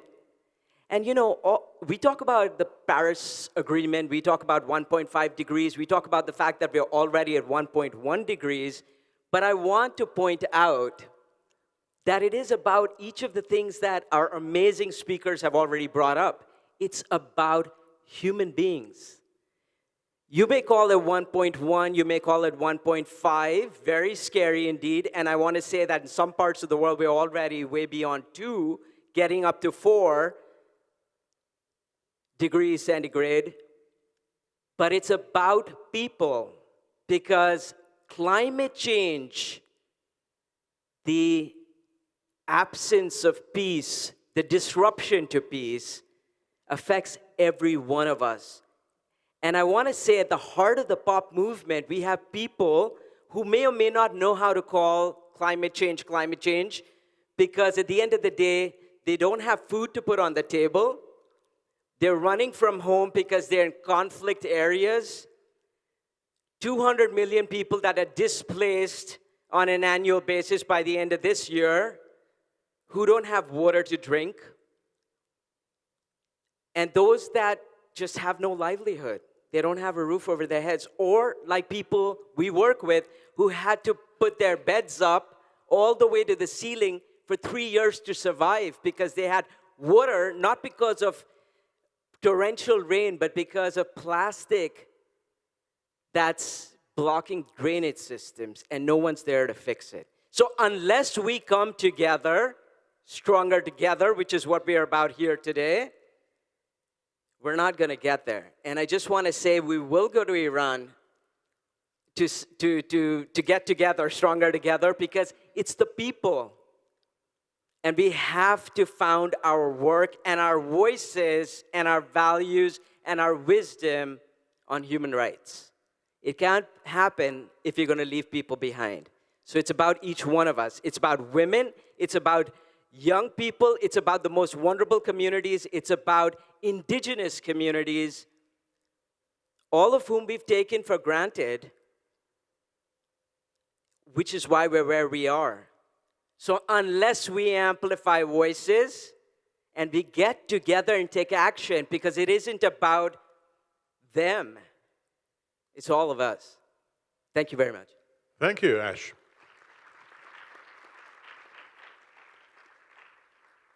We now have a video by Sean Connor of the International Peace Bureau. He's going to participate also in our debate now with his message. Dear friends and colleagues, it is no secret that our planet is in distress.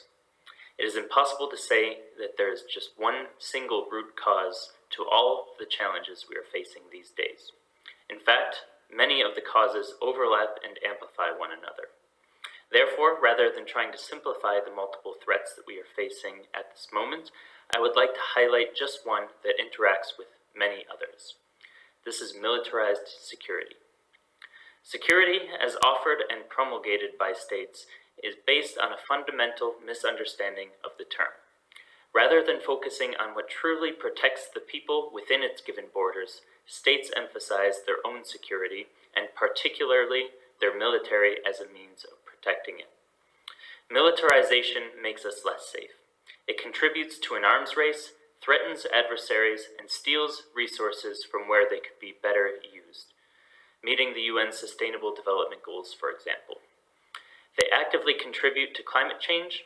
A recent report from the Scientists for Global Responsibility estimates that global militaries account for 5.5% of overall greenhouse gas emissions. And militaries can do nothing to actively fight against transnational or transborder threats to security, from pandemics and climate change to global inequality and hunger. Without a reimagining of what security really means, we will continue down a path of war and destruction. Thank you.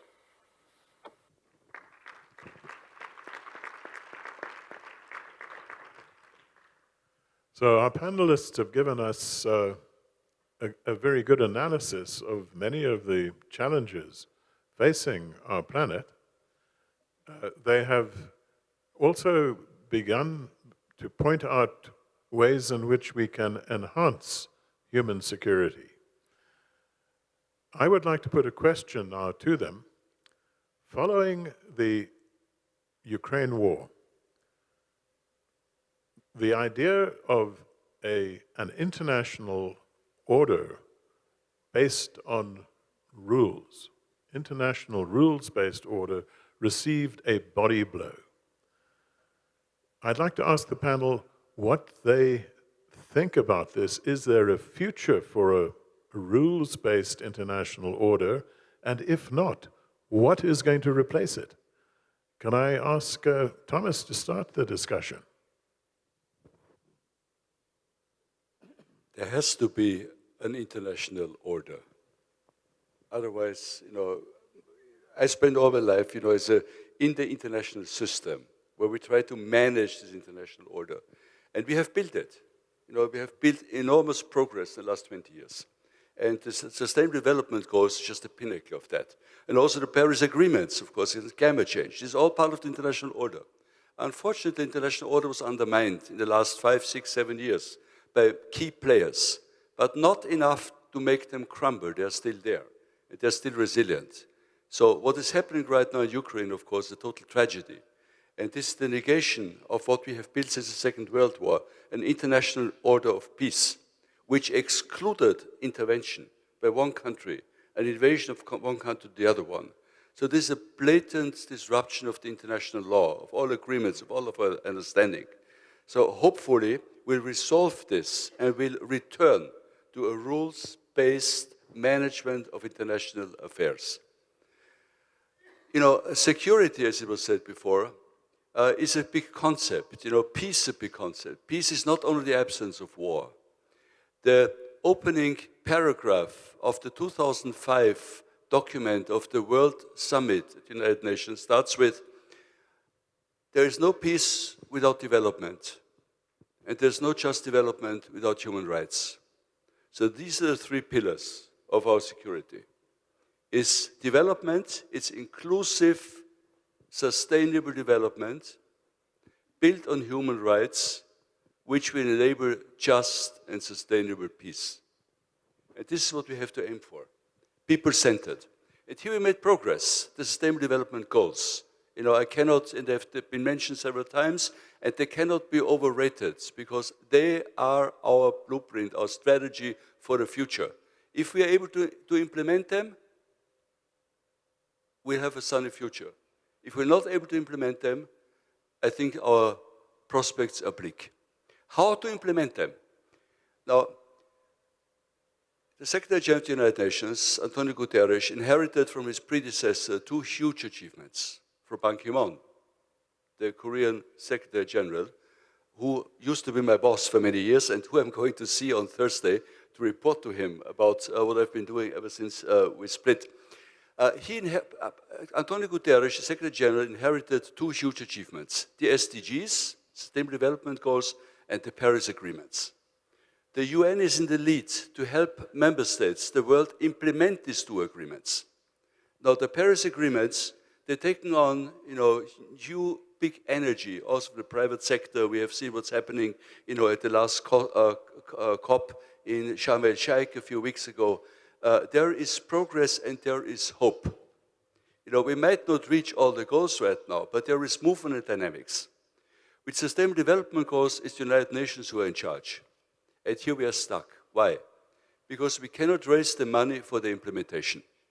So the Secretary General knows exactly that his tenure will be evaluated by how far he gets with implementing what he inherited from his predecessor. So he's trying to raise the money to implement for the implementation of the SDGs. But he goes to his member states and says, how can I help member states increase tax revenues in the hope that some of this money will be channeled towards SDG implementation? Member states come to him and say, Secretary General, we would love to support you, but after COVID, we have no money. We have parachuted trillions of dollars into stabilizing our economies during the COVID pandemic. Now we have no money. So there's no money right now. So he's stuck. But he looks at one source of money, which is very important. I'm going to take 2 more minutes, if I may, going over time, because I just want to finish this one argument.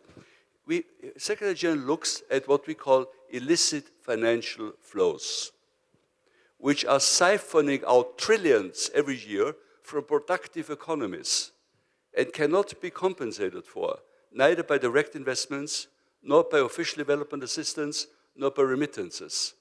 These illicit financial flows, which are made up basically by 4 elements: tax evasion, tax avoidance, bribery, and corruption. This is the money that we have to look for to finance implementations of the sustainable development goals. I continue when I get the floor the next time. Thank you. Thank you, Thomas. Dr. Abadi, what rules would you like to see in the world? In a world where international rules are under pressure, what do you think the rules should be, and who do you think should make them?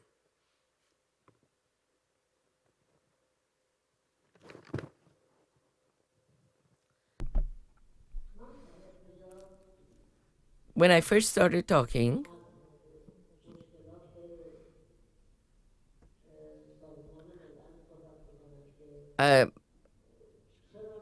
I did not address the issues that the UN has. And then I'll tell you which laws I think are important. So the UN actually gets its power from states. So, since all of the states that are members are not the real representatives of their people, most of them, because there is no democracy in their countries.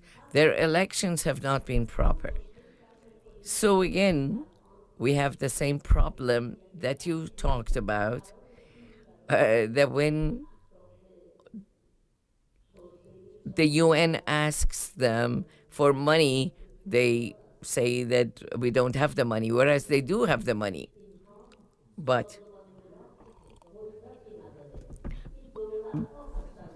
the states who do have the power don't want to participate. So we could have solutions for that, but we haven't been able to.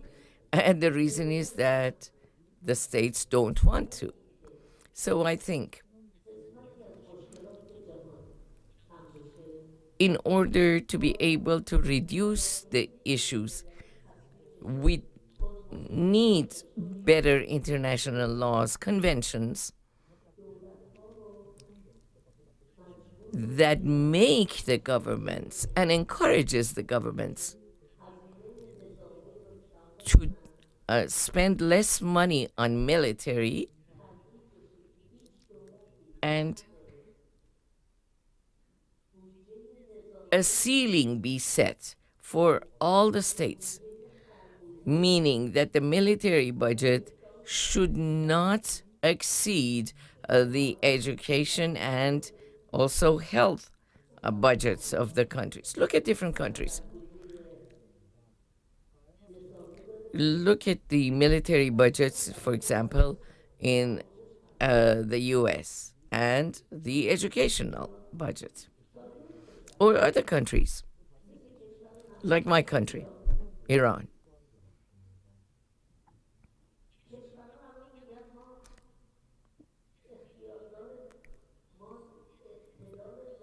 What the states claim is that we have sovereignty. It's our issue. So no one can tell us how to spend our money. So that's where the issue is. So if we believe that militarism is threatening human security, we need to have laws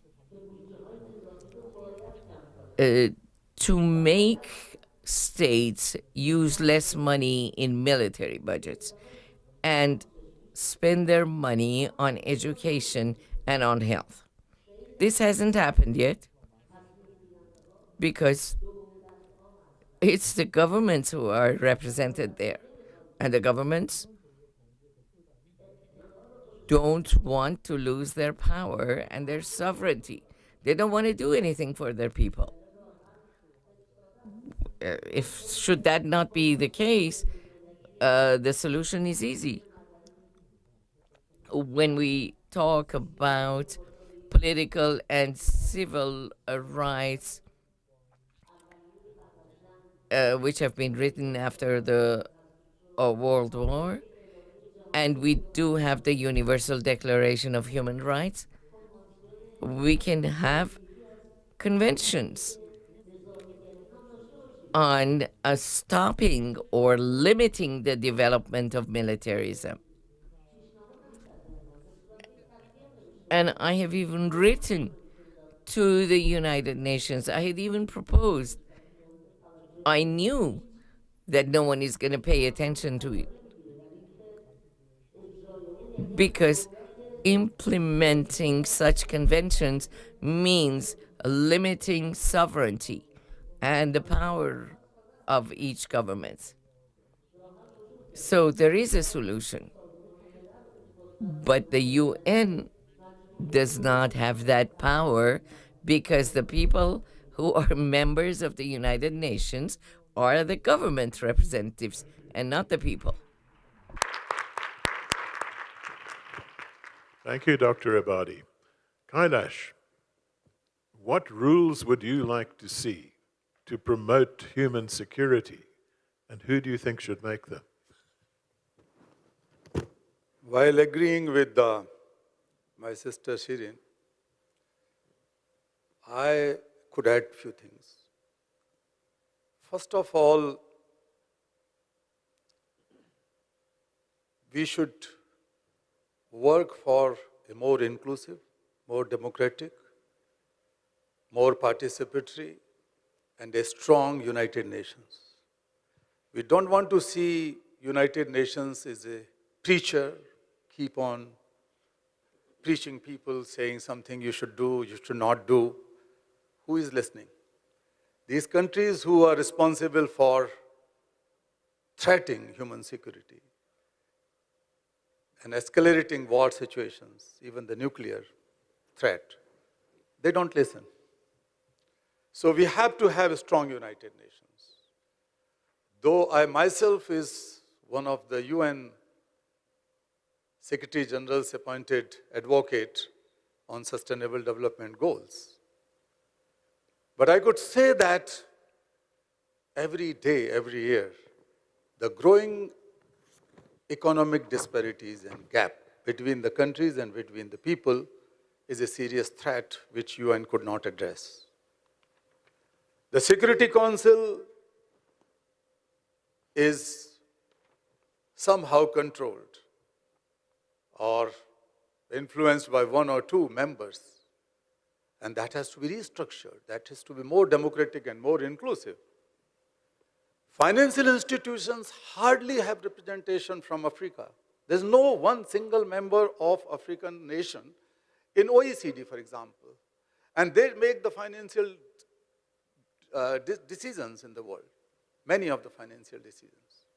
So this is a serious threat. So one is the strong democratic UN system.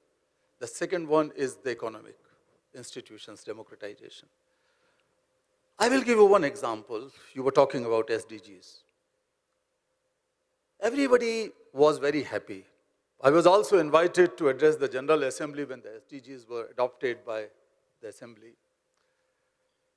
And we are all happy because it has 4 elements: people, planet, prosperity, and peace together. And interwoven with the human rights. MDG did not have that rights approach, and now we have rights approach. And that is very, very important, significant. But during the first 4 years of SDGs, before pandemic, world has become $10 trillion richer during those 4 years. But the malnutrition, school dropout, per capita GDP in Africa has gone down, particularly in sub-Saharan Africa. Even today, in some of the African countries, the total wealth is less than 1% of the wealth of United States per capita. South Korea and Switzerland. I would also like to tell you that there was a report which suggests that only $53 billion additional money can help in securing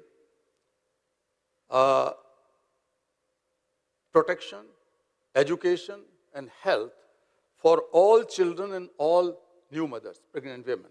$53 billion additional money. And this $53 billion is less than 10 days of global military expenditure. Less than 10 days of global military expenditure. This is less than 1.3% of social protection budgets of rich countries, G7 countries. So where's the priority?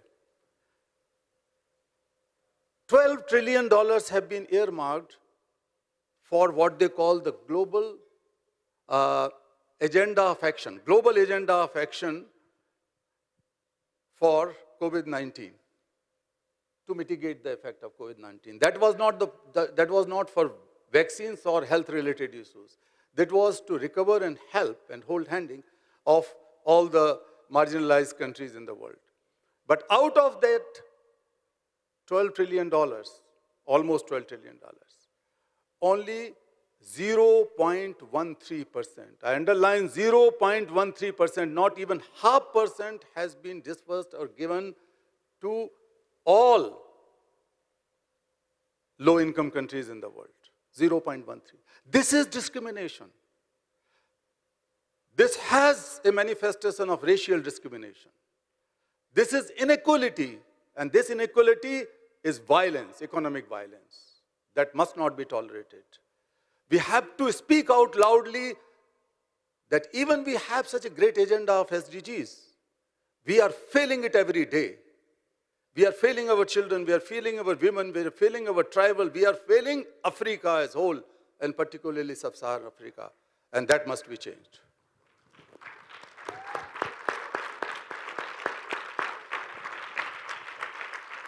Thank you, Kailash. Ash, you represent the coming generation. What future world would you like to see? What would you like to see? How should the world be managed? Who should make the rules to ensure human security? What's your vision? Thank you. I believe today and tomorrow, the rules should be made by what we have here. This is what is important. This is what people are. This is what hope is. And I want to say that in our work, we host a number of things, activities. One of them, our flagship event, is called a pop festival. And the reason it's a festival is because it's about celebrating, it's about hope, it's about daring to imagine, and it's about coming together and the strength in coming together. And what I want for us today really is those rules have to be made by people. The people who are affected most, whether it's a pandemic situation, whether it's an extreme climatic event, war, conflict, hunger, we don't have them amongst us right now. But we have to create spaces for them. And we have to found our work and everything we do on a framework where everybody can be included, where voices can be amplified, and where rights can be respected, where human dignity can be respected. And I also want to say that we were asked, in fact, just soon after February 24th, whether the pop movement's working in Ukraine. And if we are, how do you work with young people or communities in a war-torn area? And what I want to say is that unless we do this and work in those places, engaging those communities, we're not going to be able to go forward, because the issue of climate change is going to cause much more conflict than we're already facing today. And I also want to say that we're founded very much on education, and so I hope the rules are founded on education. But that education has to bring in love and compassion. There is no way for us to be able to move forward as a human race and as a society that is embracing of not just human health, but the health of the planet, the health of every species on which we are so dependent, unless we come from a place of love. And that's why I say the rule really needs to come from here, from our heart, where we are embracing of all. And all I want to say is that at the end of the day, that's what we're going to leave behind. That is going to be our legacy. Because we'll come and go. But what we leave behind will depend on what we do here together now. And I want to say that all the moments that have changed the course of history have been when people have got up because they've believed, because they've dared to dream, because they've had hope, and they've come together. And they've come together to amplify their voices, to tell their stories, and often it's been around music and dance, and we've had a chance to celebrate that here, but it's been because people have come together. And so I'm going to say that that wisdom and voice and those values of love are the rules. Thank you. Thank you, Ash. Well, ladies and gentlemen, we have analyzed the problems facing our planet. We have identified many of the solutions.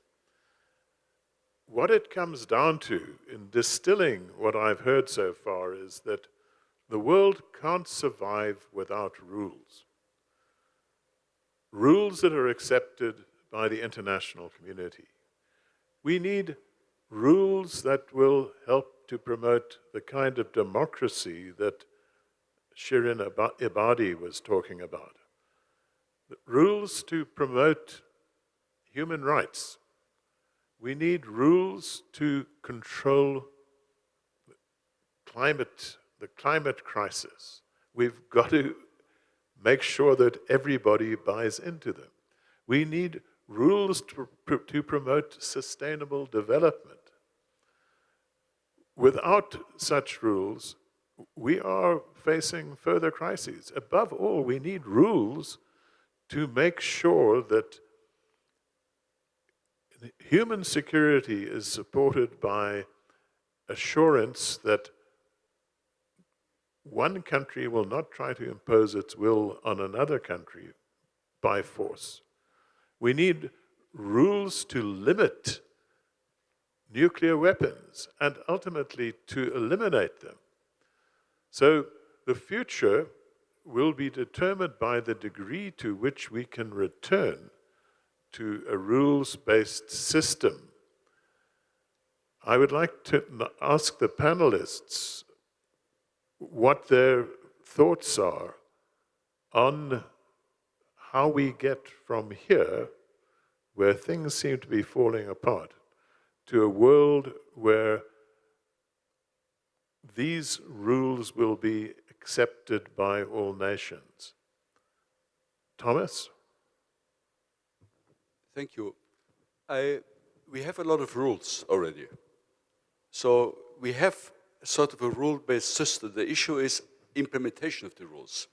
You know, the United Nations, and I'm not here to defend the United Nations, but they're the best we have. And Article 1 of the Charter says, we the peoples of the United Nations. It doesn't say we the governments, it says we the people. We have to make sure that the governments represent us, the people. And that's up to each country. And this is what we are fighting for. You know, democracy is a great concept, but there's no perfect democracy anywhere.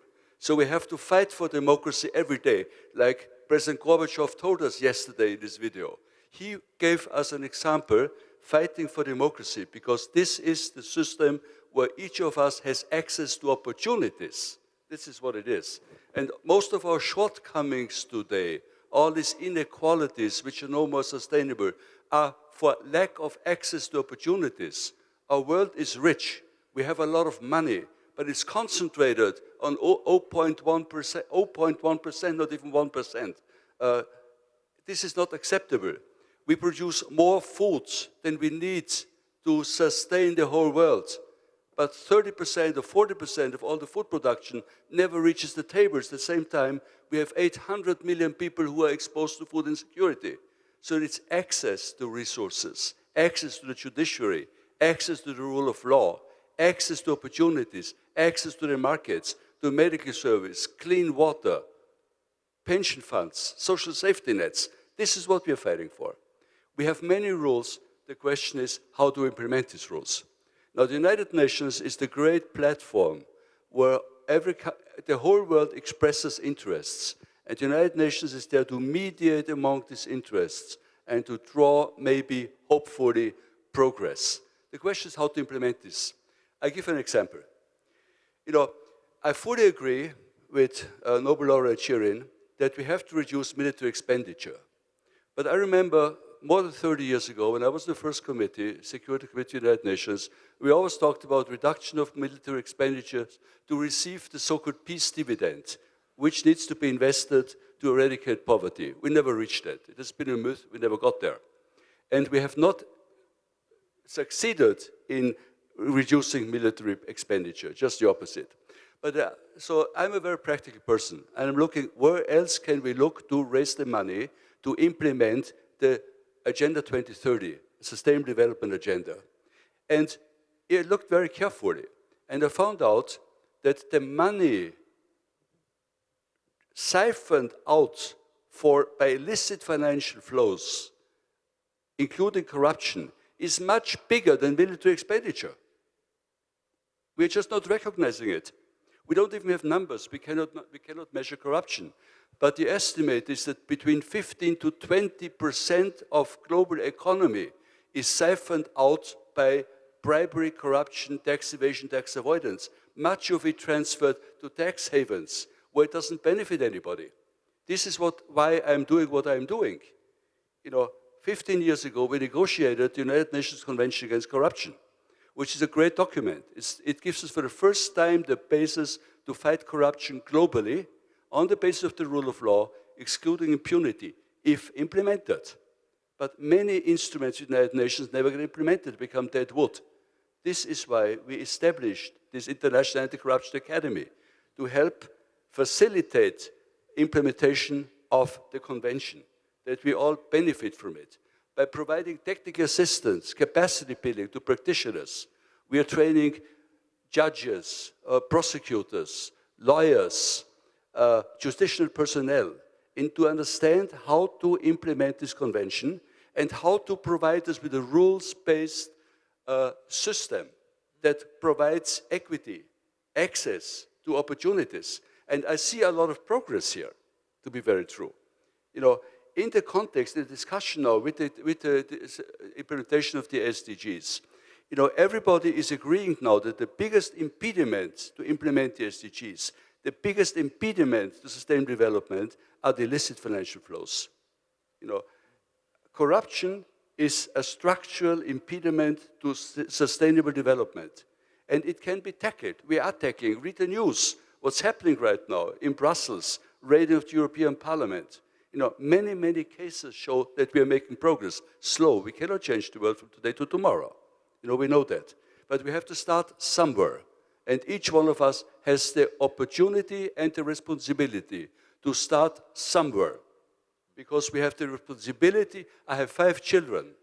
And my responsibility is to struggle to make sure that my children will have the resources and the opportunities to take charge of their own life and to create their own opportunities to take their life into their own hands.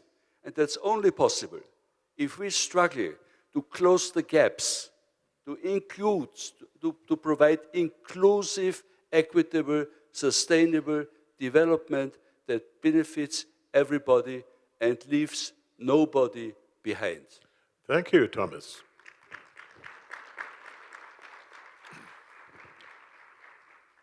Dr. Abadi, you expressed the wish that you would like to see democracy in Iran next year. You would like Iran to move toward a rules-based society in a rules-based world. How do you think we're going to promote democracy in countries that are tyrannical, also across the border, across the DMZ? How is the world going to promote democracy in a world where democracy is actually on the retreat, according to Freedom House?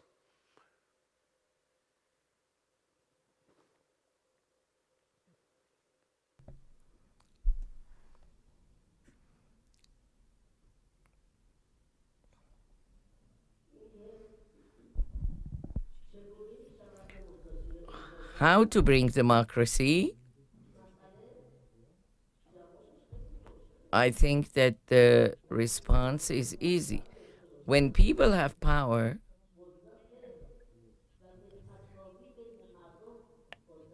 and what I want to say is that they should have equal power, and no one should have the right to have a power more than others. Then we will have an advanced form of democracy.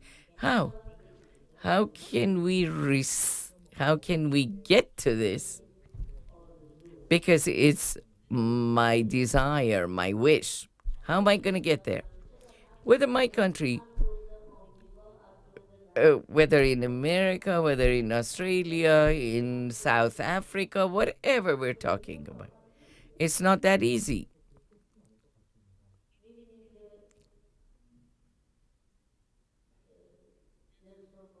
For example, look at Nelson Mandela. Him and declared finally brought democracy to their country. Him and de Klerk did it. But I've been to South Africa 3 times. And I still don't see people of color as equal. I see that they occupy the lower jobs of the society. Why is that so? Because they don't have the same power. On the paper, there is democracy. On the paper, there is democracy. But you tell me,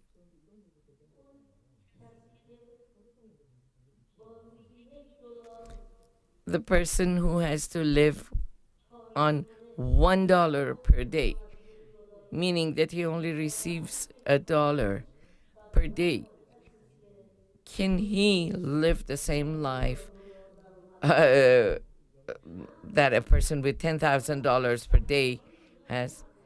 Or do the kids go to the same school? Are they trained the same? No. So we're talking about the democracy on paper, but I'm talking about the real democracy. Real democracy happens when there is social justice, which means all people be equal. The gap between the rich and the poor should not be huge. That's when people can live together and they can work towards a better democracy for their country.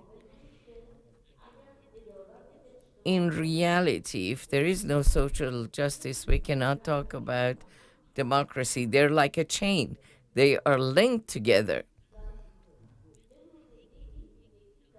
Without one, the other one is not going to respond. But I want to add something in response to the question that was asked from me before. If we can make the governments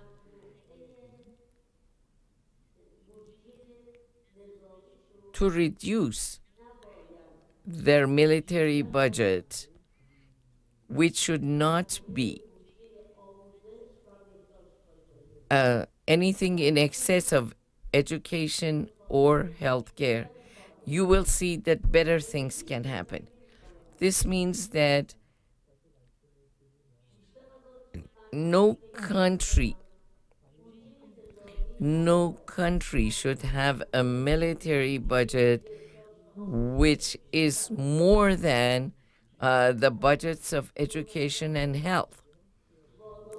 So, if we can make the governments accept this, like human rights, have rules in this regard, we will have better human security.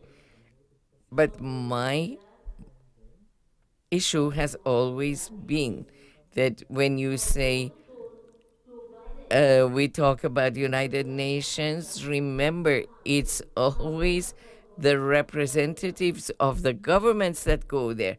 People's representatives are not there.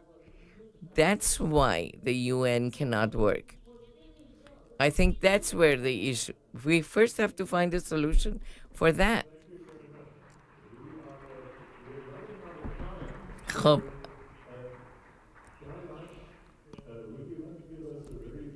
کایلاش شما خیلی مختصر ممکنه بگین چون وقتمون کمه.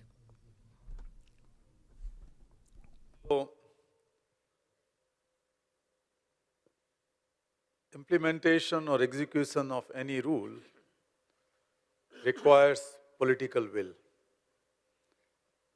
adequate resources, technical capacity to follow those rules, and more importantly, genuine willingness, together with a framework of accountability.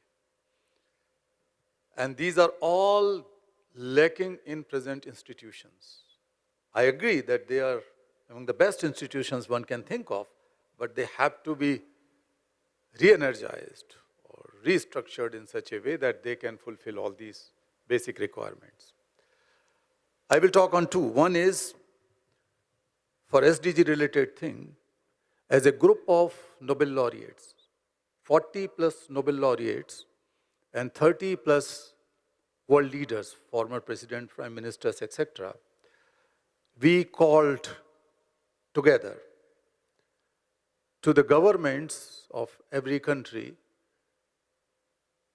to support an idea of a global social protection mechanism. We have seen that the social protection programs in many countries, including in India, like midday meal or employment guarantee scheme or Bolsa Escola, Bolsa Family, many examples in Africa and other places that worked. So we are working and demanding that there should be a social protection mechanism where the countries have to invest in, those who are interested. I am also in contact with a number of presidents and presidencies and European Union as the anchor of this process. So this is something which is gaining some sort of support and got some positive responses. That is a concrete thing which we are working on, and I call upon every one of you. Secondly, this is not possible to establish democracy or justice, social justice, equality, peace, sustainability in the world without it comes from the bottom up. And I see young faces, bright faces of people here. Yesterday I was talking with a number of youth, and I was so energized and so motivated that they have so much deep concern for the issues, and they're looking for some problems and solutions. So the energy and power and enthusiasm and morality of young people must lead the world. Youth must lead the world. That is the answer. Thank you. And finally, I would say one more sentence, that we have globalized economies. We have seen the result. Globalized production, globalized consumerism, globalized advertisement and everything. Knowledge, economy, data.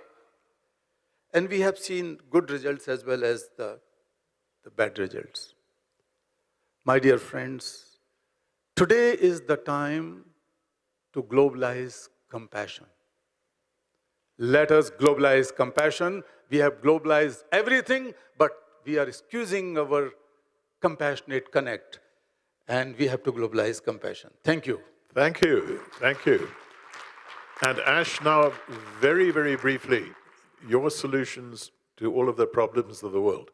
Well, I want to build on some of the important points that have been brought up and say that I, not surprisingly, am a big believer in the fact that youth need to lead action, and I want to say that we need to have many more women and girls at the forefront as well. And it's going to take founding our work on a human rights framework.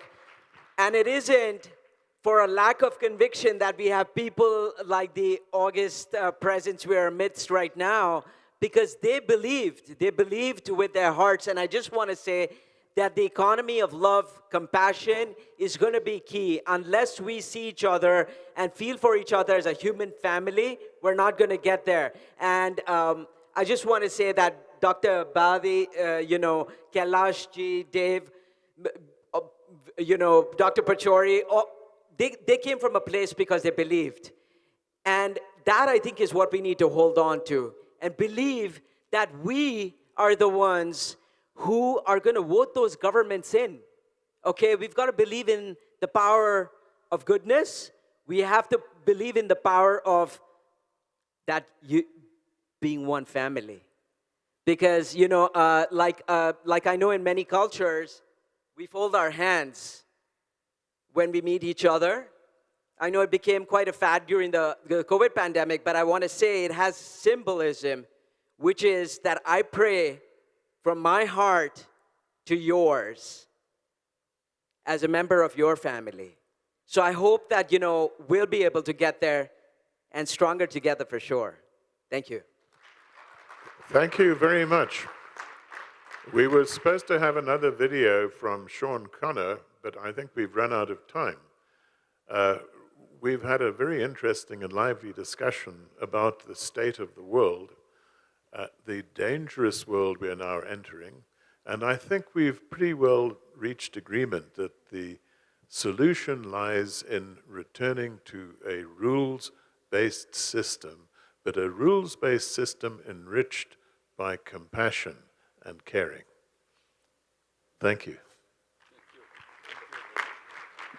I also just wanted to say that we're hosting a peace lab on human security tomorrow. I hope we'll have the good fortune of welcoming all of you. But I wanted to say we'll have voices of people on the ground who are in fact in complete and total face-to-face circumstances with the challenges that we're talking about from the human security perspective. So look forward to seeing you there. Thank you. Thank you. Thank you, panel. Thank you, audience.